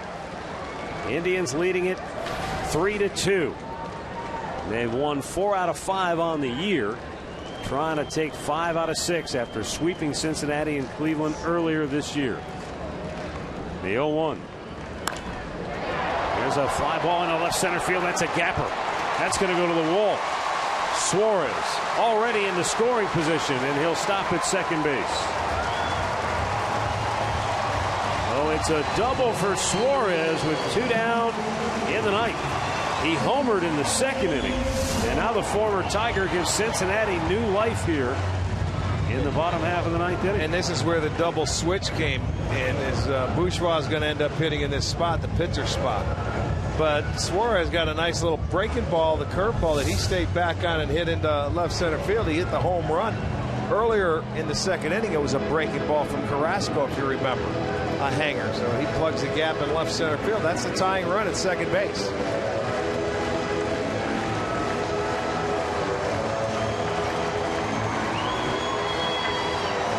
Well, Jason Bourgeois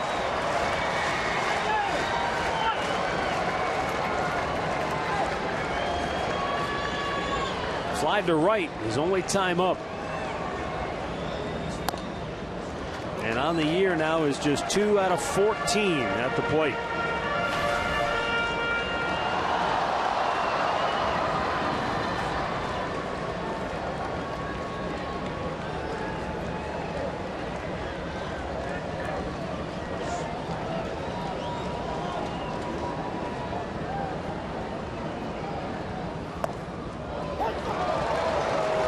Bourgeois does not like the call.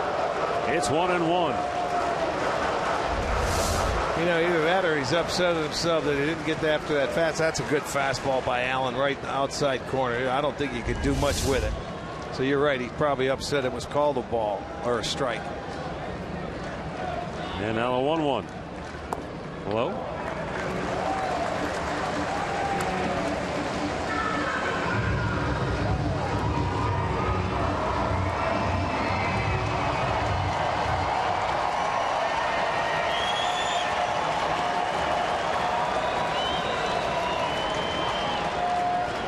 Tying run at second base.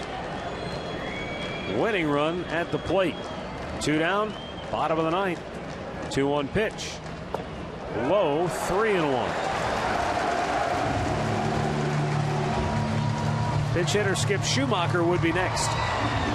Well, if you're Bourgeois here, you've got to sit fastball. You got to get the fastball. And even though first base is open, you know he doesn't want to put him on. So he's going to be sitting, I think, dead red.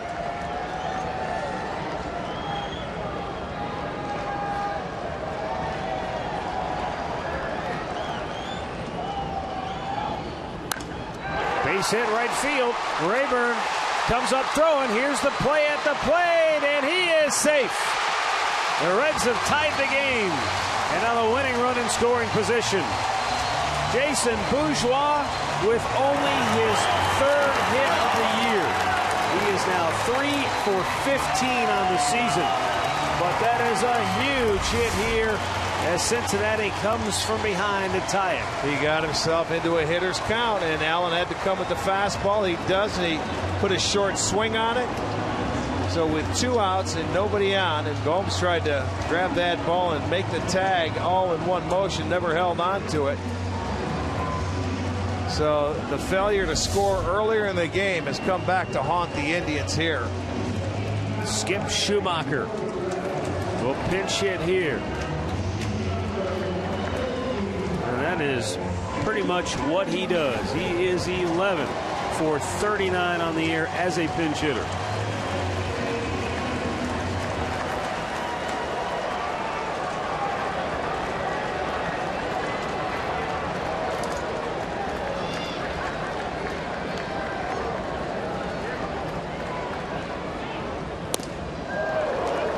Throws a fastball by him. The unfortunate thing here, Carrasco now gets another no decision.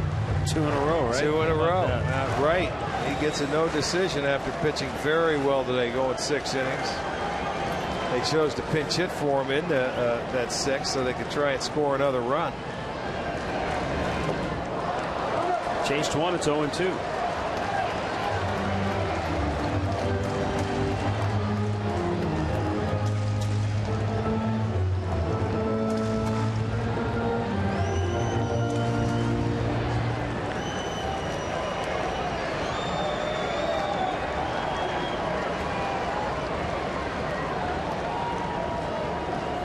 The 2-strike pitch. Strikes him out to end the inning. We've got extras in Cincinnati. We'll go to the 10th, tied at 3.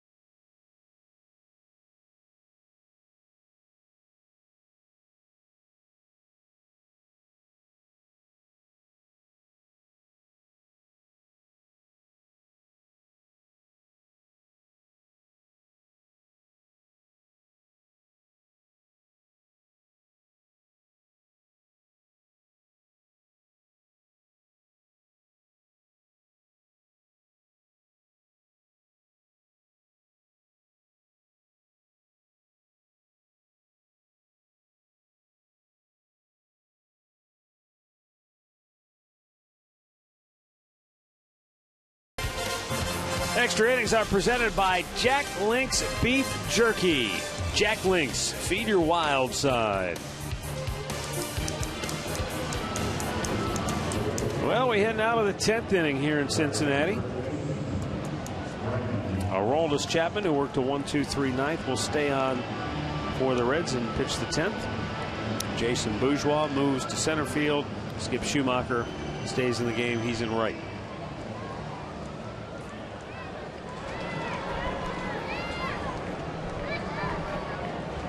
Only player remaining on the Cincinnati bench is Tucker Barnhart. He's the backup catcher.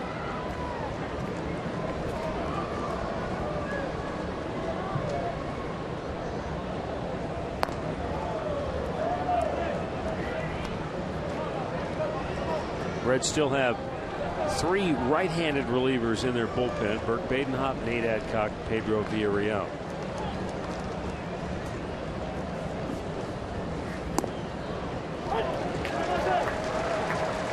Brandon Moss, who came on defensively, getting his first at bat.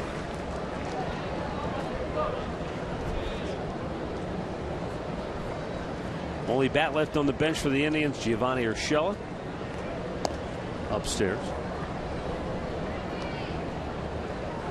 Where the Indians are in a little better shape is in their bullpen. They've got pretty much everybody left because only Shaw and Allen have worked so far.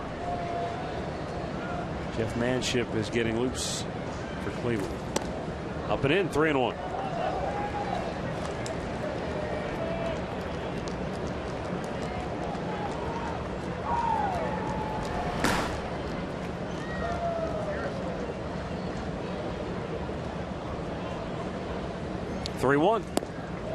Moss turned it loose but came up empty. Full count.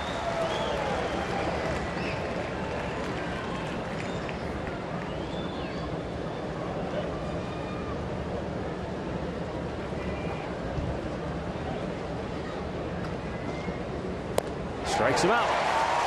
One away. Third strikeout in 4 batters for Chapman. You know, it's been a game of missed opportunities for the Indians today. And here in the 7th inning, when they had the runners at 2nd and 3rd, Gomes comes in to pinch hit for Carrasco. Avila's made a big mistake at 3rd base by not getting off the base. He stayed right there instead of going back to the bag to tag. And by the time Hamilton caught the ball, he could not come in. That would have given him a 4th run at the time. And it's been like that all afternoon long for the offense. The only time the Indians have scored was with the 3 walks. Yeah, in all 3 instances in which the Indians got a bases loaded walk, they left the bases loaded.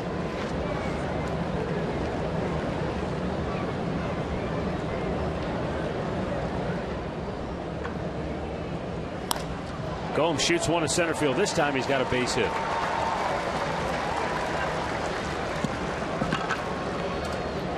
He is now 1 for 2. And they go ahead run aboard here in the 10th for Jason Kipnis. Kipnis is 2 for 2 or 2 for 3 with 2 walks.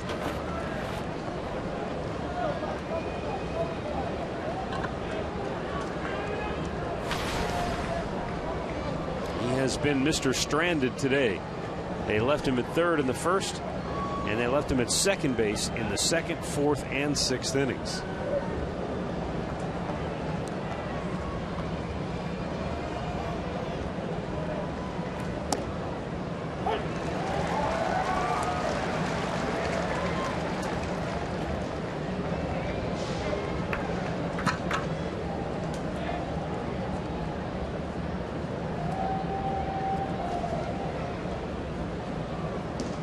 The 0-1 pitch.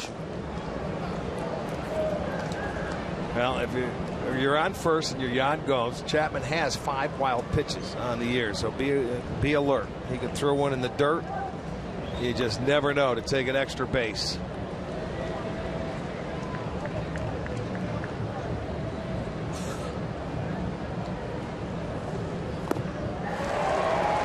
Well, regardless of what happens here, Jason Kipnis, in a landslide vote of media members, was named the most outstanding player in the Ohio Cup. Who was?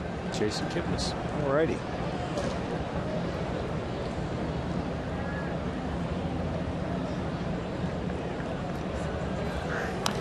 Fouled right back.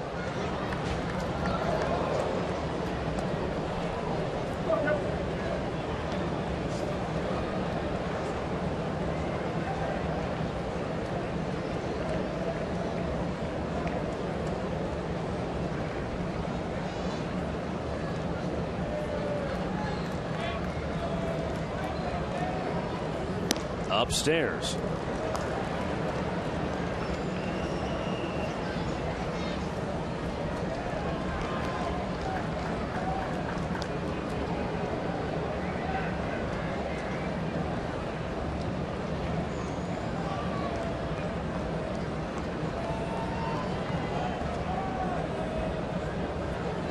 Breaking ball, and that's got to buckle your knees just because this guy throws so hard, and all of a sudden you see something above the radar, if you will. Well, spinning up there. You can't sit on both. You have to sit on the fastball. When he throws a breaking ball, if he throws it for a strike, you're not going to hit it anyway because you're sitting on his fastball. But that one, you just, you see that, you don't know what to do. You're thankful it's not the fastball. 3-2 pitch, runner goes, and a foul back. All right, start the runner. That's how much confidence Terry Francona has in Jason Kipnis right now, because Chapman obviously can get a lot of swings and misses. Well, Terry's thinking, okay, he's going to throw him a fastball. So Jason's got a good chance if he gets the ball down to get that fastball in play. That's why he started Gomes. So I don't blame him. You have to make something happen here. Now, if he throws a high fastball and he swings and misses, good chance you're going to get a double play, strike him out, throw him out. But you're hoping Kipnis puts it in play and finds a hole. Doesn't go this time, and he strikes him out.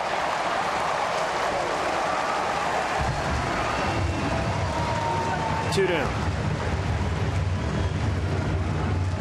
And this one was down and away. The well-located heater. Not much you could do there. He made a very good pitch. Gets his 4th strikeout out of his 5 outs so far. So Francisco Lindor, 0 for 4 on the day, will be the batter. Drove in a run with a bases-loaded walk back in the 2nd inning.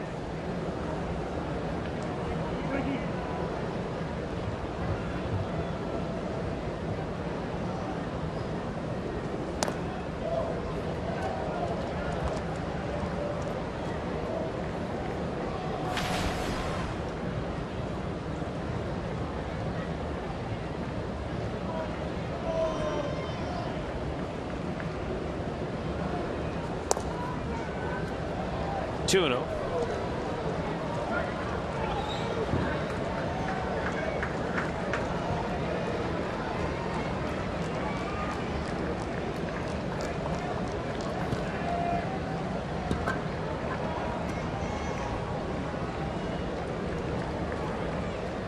Gomes representing the go-ahead run for Cleveland. Lindor cuts and misses.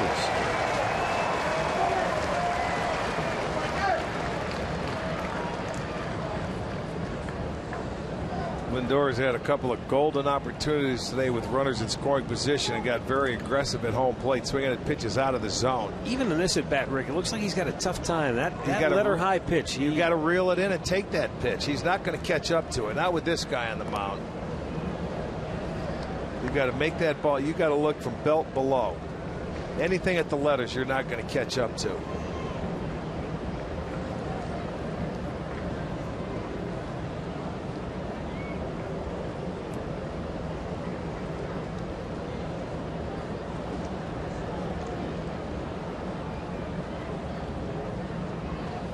There you right go. Back up the middle and a base hit for Lindor. That ball was down. That's a much better approach. Good swing and had success there. Got the base hit and the ground ball up the middle. Watch where the location of this fastball is. They wanted it in. He went down and away, but at least he got the barrel head of the bat. You see, he came down on the baseball, hit it on the ground, got a base hit. That's the approach you want. Now he's going to give Brantley an opportunity with 2 outs, and the Indians looking for their 2nd hit with a runner in scoring position today.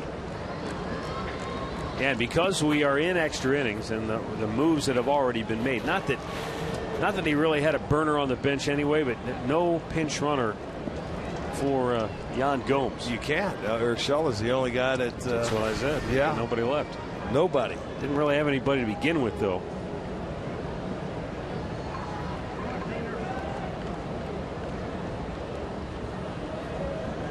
Brantley's had a good day. Singled his first time up. He grounded out, though, with the bases loaded and 2 outs to end the 2nd inning.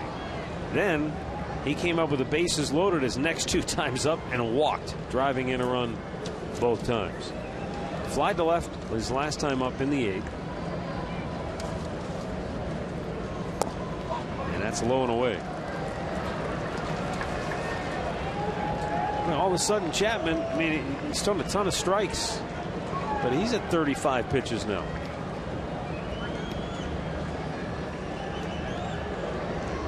Since 1974, he's the 3rd player for the Indians to have 2 in the same game.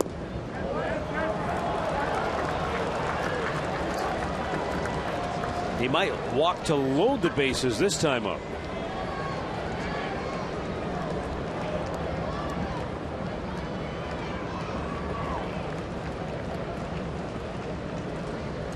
3-0, and Brantley taking all the way. It's ball 4. So the bases are loaded again for Cleveland. And now we're going to get the last player on the bench for the Indians to bat, as Giovanni Urshela will hit this. I believe this is the pitcher spot in the Yes, order, it right? is. Remember when they double switched when Moss went out there to first base and Santana made the last out? Yes. Back in the 8th inning.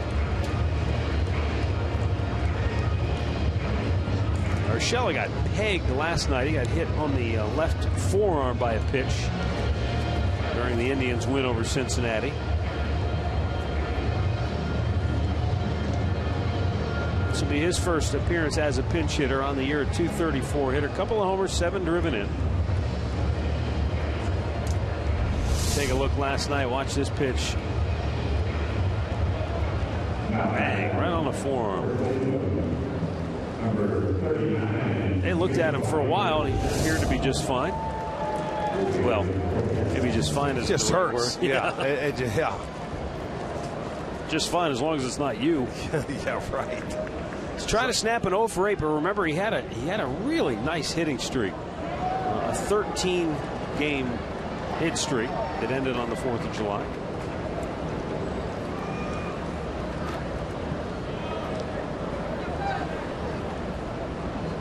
So here we go again, another bases loaded opportunity.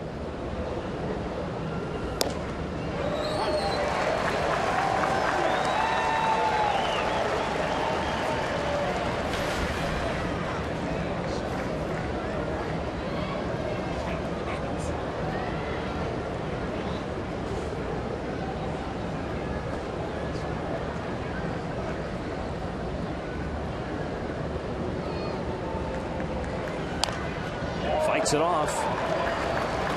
But foul.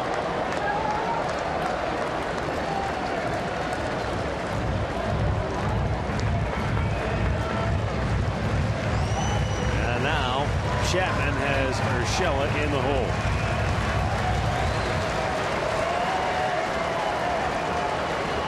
You're a rookie in the big leagues. You've been here a little over a month. First pinch hit appearance in your career against a 100-mile-an-hour flamethrower. Yeah, a chance to be a hero. That's the way you look at it. You're up there in a situation where you're facing the best there is in the business. Get a base hit. Your team needs you. Go for it. You got nothing to lose.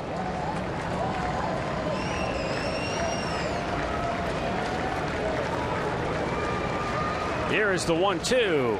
Up and away. Good take. And the count evens. Yeah, these fans think everything he throws is a strike, but they don't realize, you know, that's up and away. If you swing at that pitch, it's impossible to hit anyway. It was up and out of the zone. 2-2 and a foul right back. Not a good swing.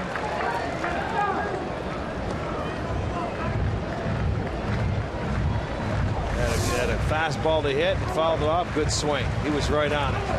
Good swing.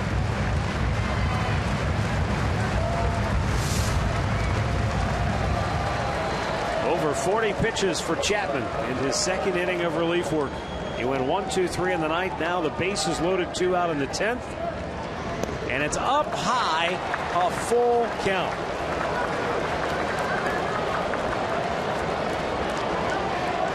Something's got to give. You're getting a fastball, Gio. Let's go. Short swing on him. Base hit. He tried to go with the breaking ball there. Or will it be the 4th bases loaded walk of the game? It could be. The runners will go. The payoff pitch swung on and missed. He strikes him out. And for the 4th time today, the Indians leave the bases loaded.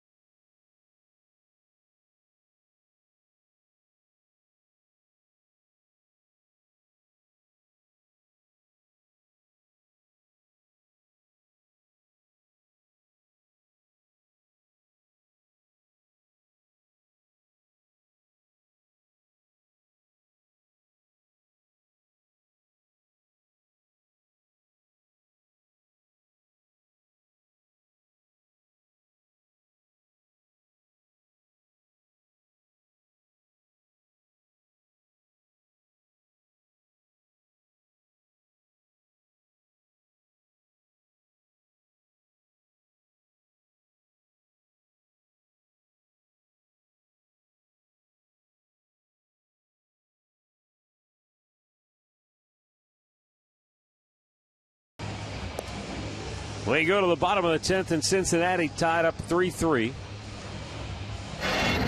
Aroldis Chapman with 2 innings of relief here. Struck out 5 Indians hitters. He now has 500 strikeouts in his career, but the last one is the biggest one. Giovanni Urshela with 2 outs, bases loaded, 3-2 pitch. Might have been ball 4, but it was too close to take if you're in his shoes, and we play on. Jeff Manship will come on now for the Indians, and he's got the top of the order to deal with. Brandon Phillips, Ivan DeJesus Jr., and Joey Votto. Manship making his 7th appearance of the year for the Tribe. He's done a good job. Yes, he has. Called up on June the 18th.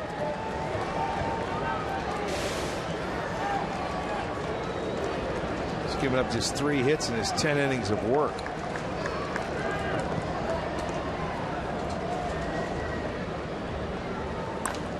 Phillips swings at the first pitch and pops it into right field. I always like to get that first hitter out on one pitch. Big out of the inning. Up comes Ivan DeJesus Jr., who has struck out. He's been hit by a pitch. He's walked, and he's got a base hit, so a little bit of everything.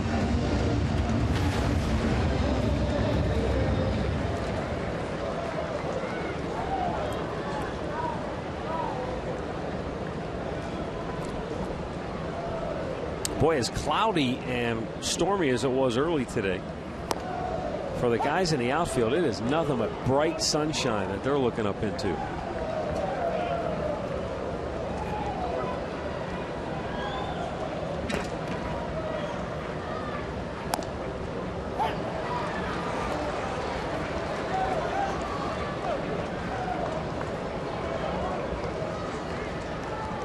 Just a few shadows creeping onto the first base side of the field from the light towers.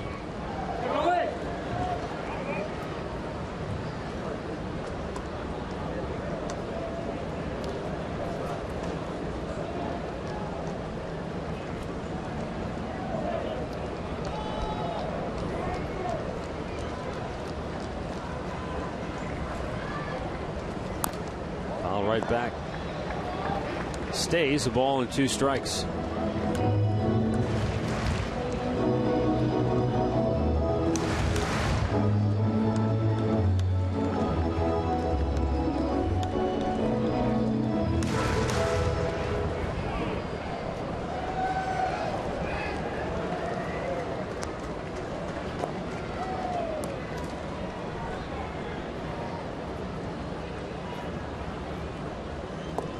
Wow.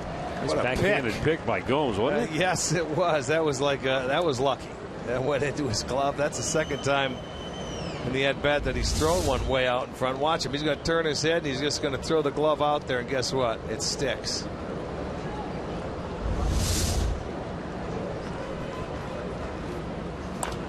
On a play.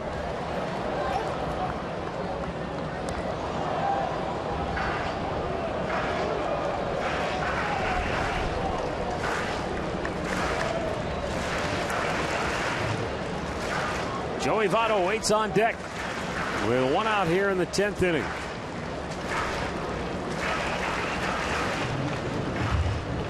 And now the training staff coming out to look at DeJesus. I think he's got a cramp in his leg. I was watching the pitch before. He took a while to get in. It looks like, you know, it's been so hot today. He may have a cramp right there in one of his calves. Hot, humid. Yeah, he's looking for it, trying for it. You know, it's probably just cramping up on him. He can't get it loose.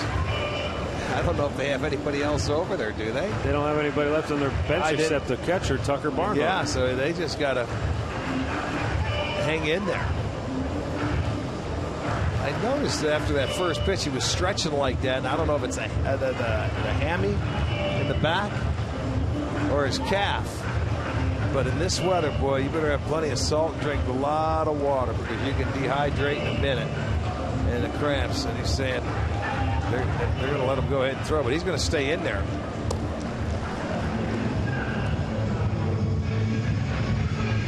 See, he's trying to loosen it up.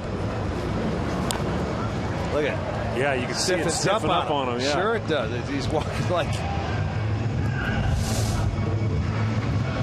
Bad feeling.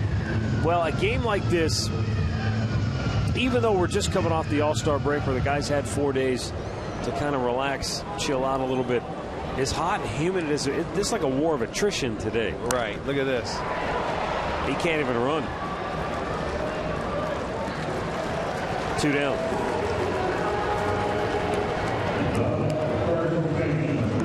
And out comes Francona to make a pitching change. I wonder if Zipchinski's up. Now you've got Votto, and then Tucker Barnhart has moved to the on-deck circle to bat for Jay Bruce. So I don't know if something happened to Jay Bruce. Did they double switch? Yeah, they did. Okay. So we got a timeout. 3-3, bottom of the 10th.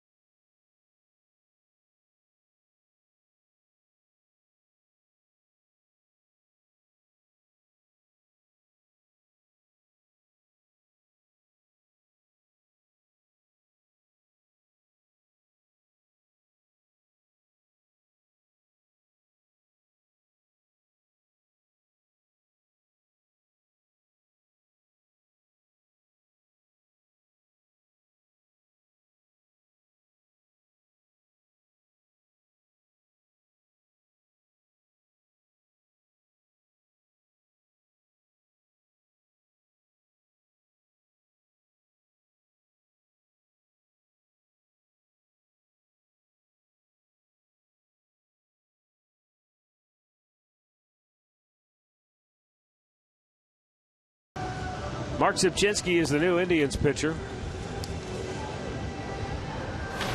Zipchinski making his 41st appearance on the year, 1-3 with a 4.08 earned run average. It's been a tough go at times for Zipchinski. Last time out, he did not retire a batter. Gave up a hit and a walk and allowed 2 runs. I would think he's on to retire 1 batter and 1 batter only here. Barnhart, the guy on deck's a switch hitter. But Votto, the key guy, the left-handed bat at the plate. And I think they'd want to keep Barnhart from the right side. So Zipchinski might stay in.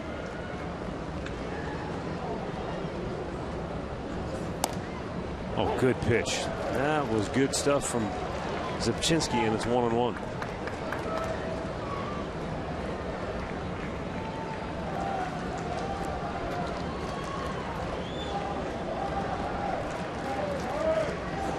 Another one. Trying to bring that curveball over the inside corner, but nothing doing. 2-1. 3 for 10 against Zipchinski. A couple of strikeouts. 1 double.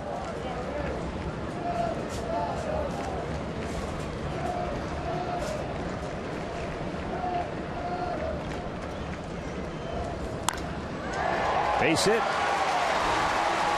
Rayburn over to cut it off. Votto's going to turn and go for 2. The throw is cut off, and he's got himself a 2-out double. That's good hustle. You know, he saw that it was hit in the gap, and Rayburn had to go all the way to his right. So he's going to force him to throw him out. With 2 outs, why not? You try and get yourself in scoring position. And watch how they converge over there. It's going to be Rayburn on the backhanded side. He's got to round it. By the time he can get it in, Votto goes sliding in easily for the double. And right out of the box, he was thinking 2. Yes, he was. So that's just 4 of 11 and 2 doubles now against Zipchinski. He's in the winning run and scoring position.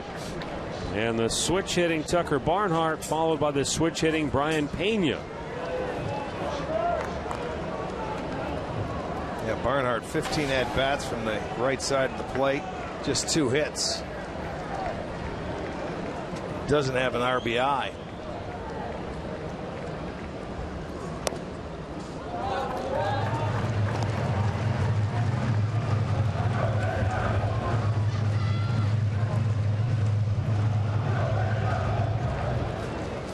Barnhart, the last player on the bench for Cincinnati, so their supply of extra men is exhausted.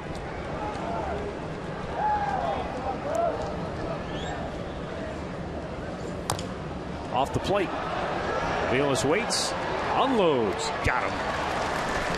And we play on, and Cincinnati will go to the 11th inning. Still tied at 3.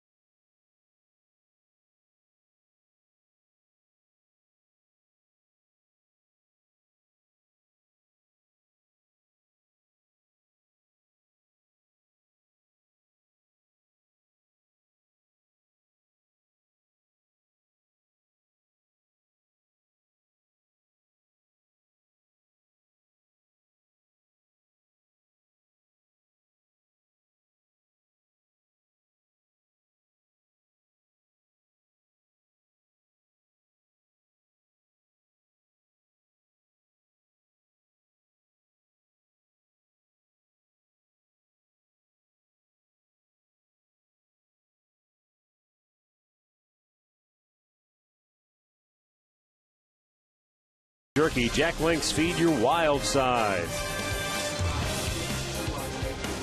11th inning here at Great American Ballpark in Cincinnati. And the new Reds pitcher is Pedro Villarreal. Villarreal is 27 years old.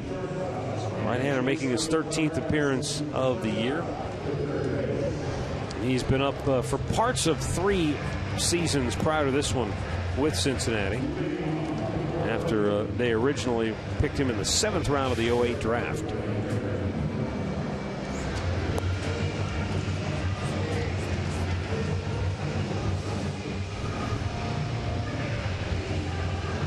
All sorts of changes defensively now for Cincinnati. Tucker Barnhart, the backup catcher, is now in the ball game, so they've moved people all over the place. Yeah, they have. They sure have. Barnhart is now your right fielder. Schumacher, who wasn't right, is now the second baseman.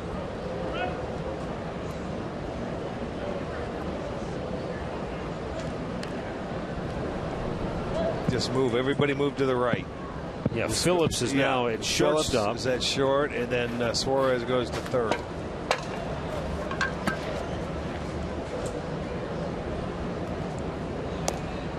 In there for a strike.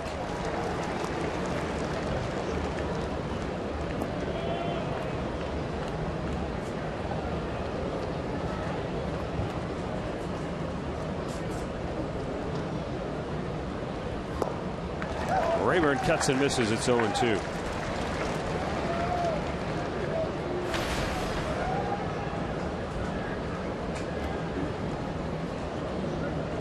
Ryan Rayburn 0 for 2 since he came into the ballgame. He has grounded out, struck out. Mike Aviles on deck, then Michael Bourne due third. Villarreal down low.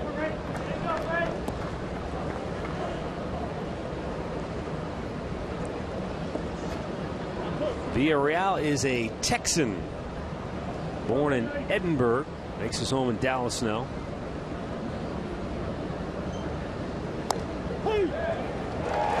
And Rayburn is rung up, and he does not like the call by Carlos Torres.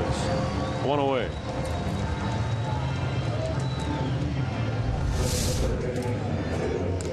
Well, it's on the high part of the zone, but you get the call. It's right there. It had the plate. He thought it was a little high. Villarreal went to Howard College in Big Spring, Texas.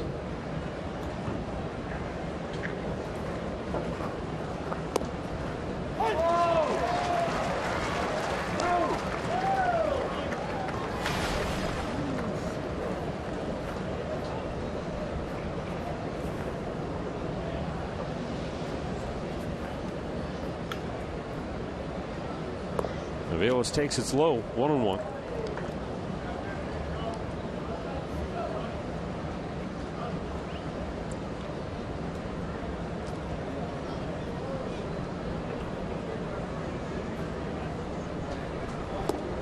Aviles chases one, and he's in the hole, 1-2.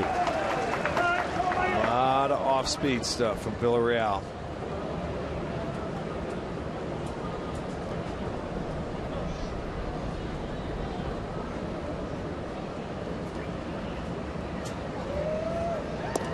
A little bit outside, 2-2.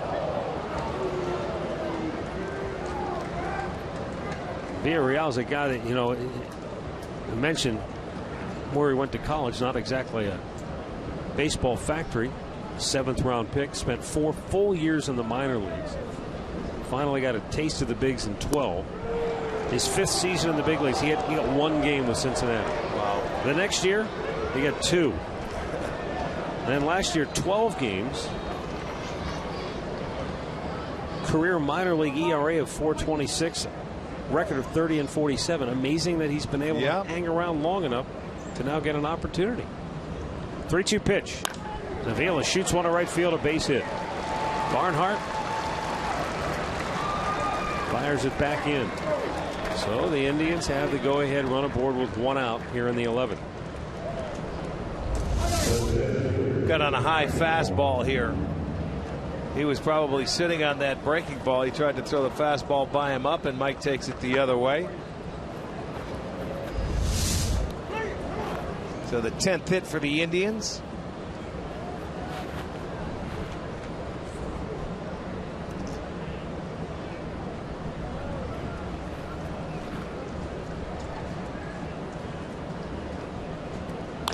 And Bourne wraps up base hit into right field. Aviles will stop at second. And back-to-back singles here in inning number 11 now for Cleveland. Rooney gets his 3rd hit today. He jumps on the first fastball he sees and hits it to right field. So now back come the Indians, 1st and 2nd with just 1 out.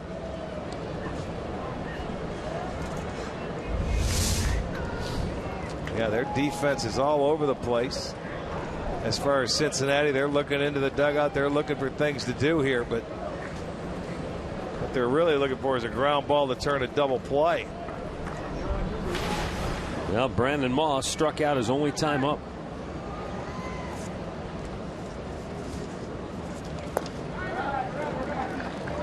He snapped a lengthy slump last night. I believe it was an 0 for 21 when he clobbered this home run. Indian fan caught that ball too. How about that? It was a 2-run smash for Moss. His 15th home run of the year. He's not happy because that was a pitch I think he thought he could do some damage with it, but fouled it right back.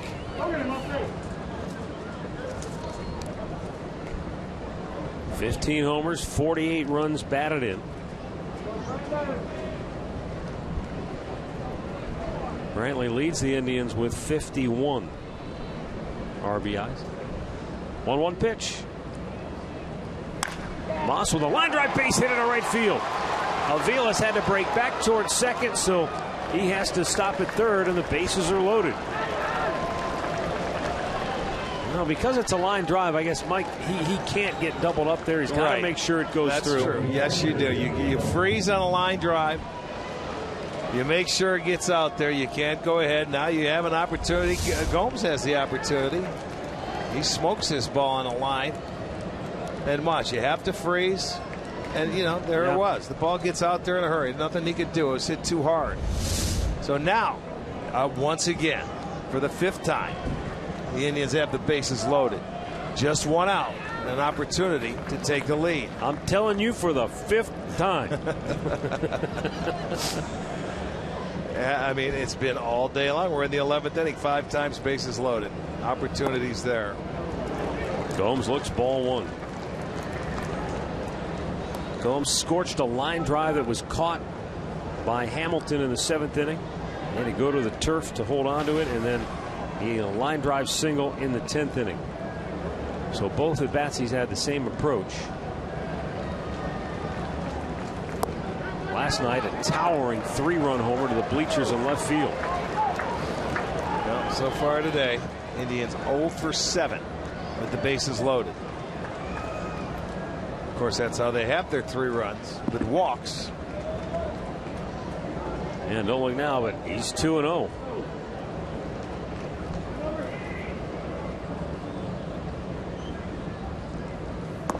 Three balls, no strikes. We'll take our 4th walk. Why not? We'll take it. They want to give it, we will take it.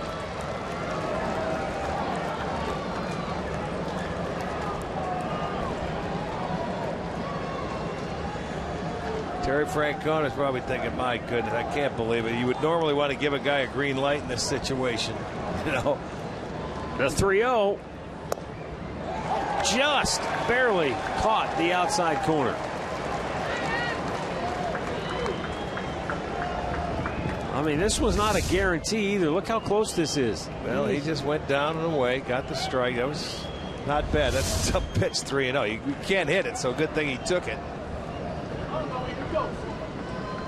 Now the 3-1. Foul on. Full count.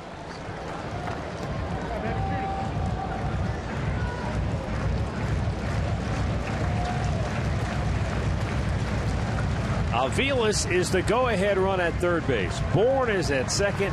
Moss at first. 1 out in the 11th in a 3-3 ball game.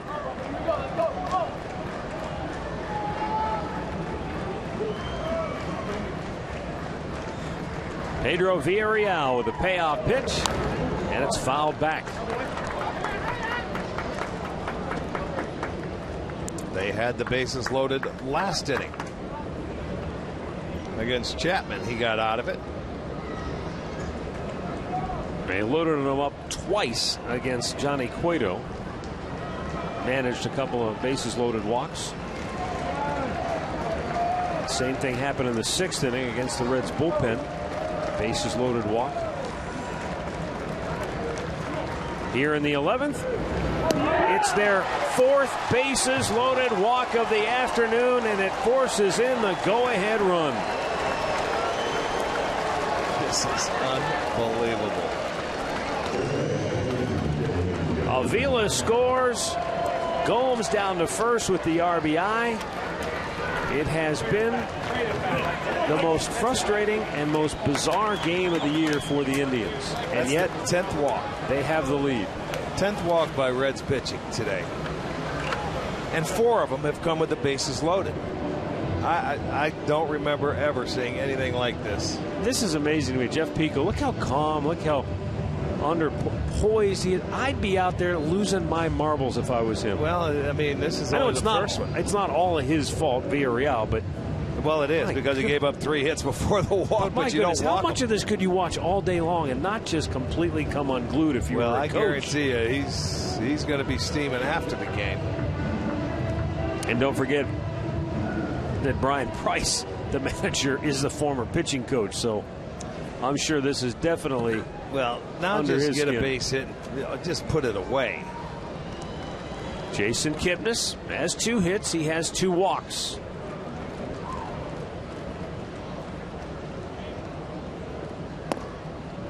Up and away, ball one.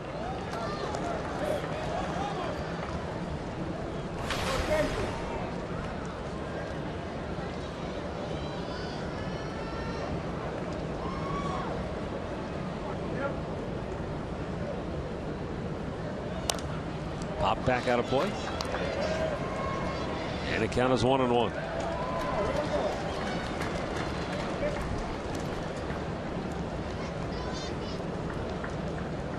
You hear that? No. It's the sound of the computers whirring again. When was the last time?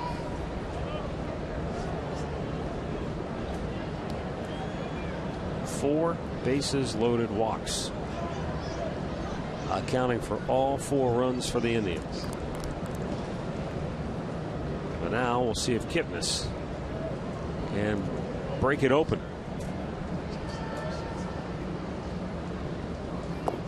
Down low, 2-1.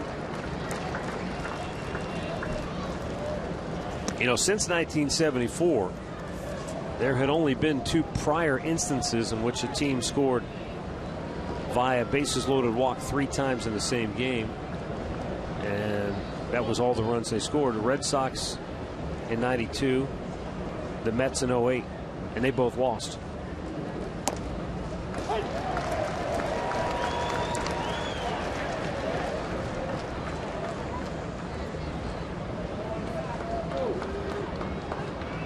Oh, the Red Sox had 6 bases loaded walks in that game and lost.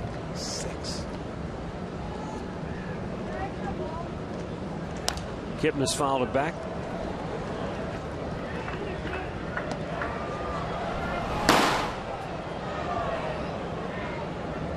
Yeah, it was against the White Sox back in '92. We'll have to talk to Jason Bray. Was he around? Was he on that staff yet? Or was that still before his time? I think it might be just a little bit before. Not sure, though.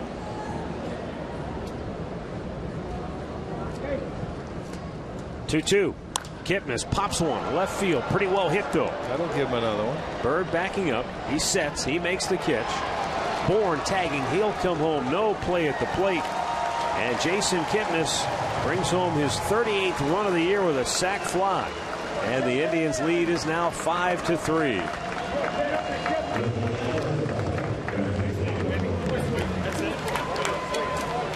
Two home here in the 11th.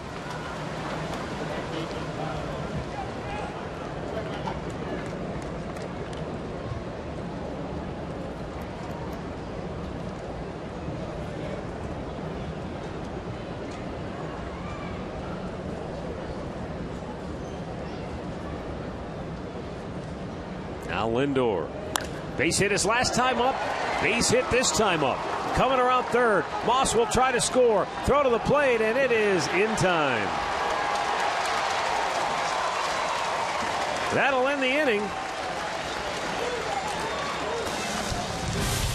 But the Indians' lead is 5-3.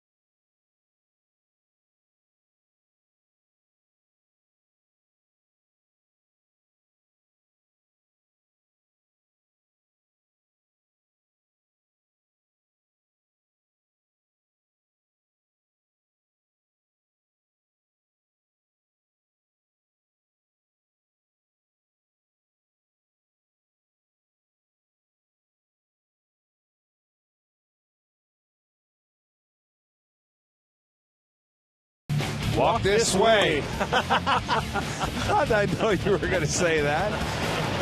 Oh, my. What a game it has been. About as bizarre. Johnny Cueto walked a season-high 6 as the starter, and the bullpen has just followed suit for the most part. The Indians 5 times. They've had... they don't have a hit to drive in a run. The 4 walks, a sacrifice fly, they get a base hit, and the runner gets thrown out at the plate to end that inning. So they've left 18 stranded, but they've got a 2-run lead here and trying to get the series here in Cincinnati now. Mark Zipchinski staying on here. Yeah, 5 times the Indians had the bases loaded today.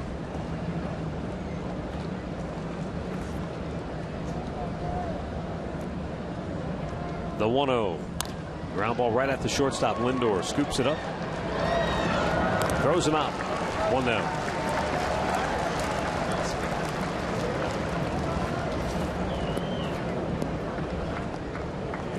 Marlon Byrd was going to be the batter. He still will be the batter, but he went back to the on-deck circle because that man is going to the center of the diamond to make a pitching change. Timeout in Cincinnati. It's 5-3 Cleveland.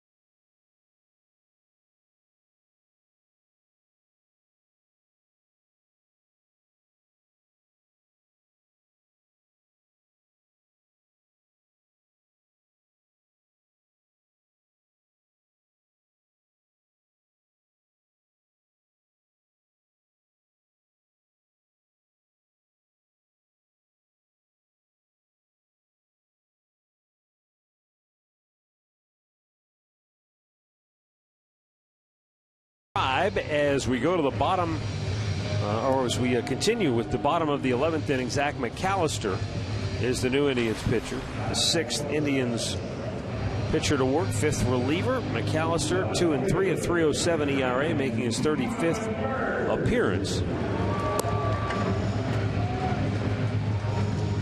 He's got Marlon Byrd, then Eugenio Suarez.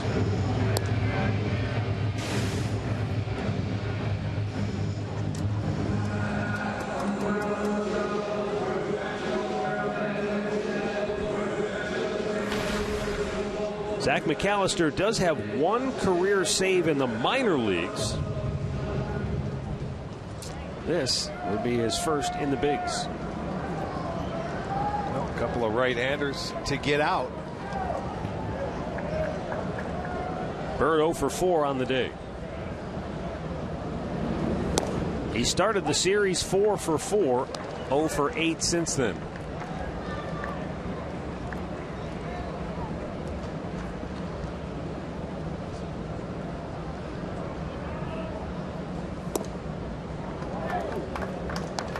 One to count.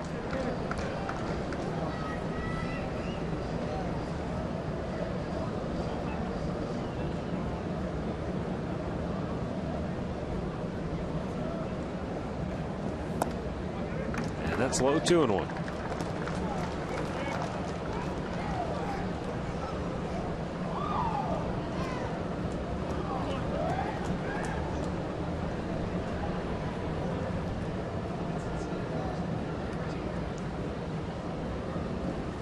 Bird chased one up around the letters. 2 balls, 2 strikes.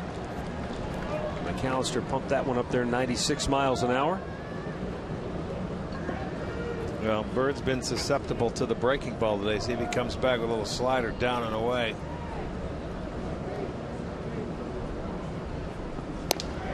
He went right back upstairs with the heat. 2 down. This was the way it was back in the 9th inning. They got the first 2 outs and then a double by this guy, who ended up coming around to score on the base hit by Bourgeois.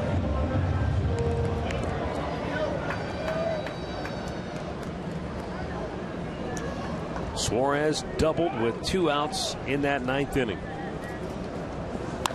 Here's a ground ball base hit into left field. Boy, this guy's having himself a pretty good ball game. His 3rd hit. And he keeps hope alive for Cincinnati. Yes, he does. That's the 2nd straight at bat. He's given them hope with 2 outs and just 1 out away for Indians pitching and the Indians to win the series here. The difference in this one, the Indians have a 2-run lead now instead of a 1-run lead. Jason Bourgeois, RBI hit to right his last time up.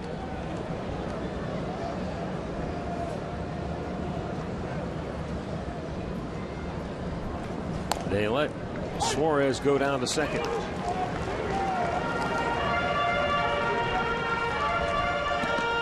Only run that matters for Cleveland is the one at the plate right now. Absolutely. Nothing over your head if you're the outfielders.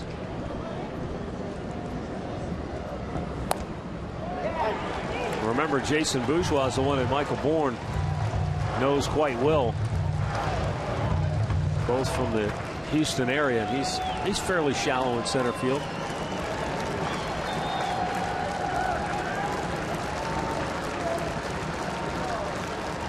No balls, 2 strikes, 2 down in the 11th. Bounces it foul.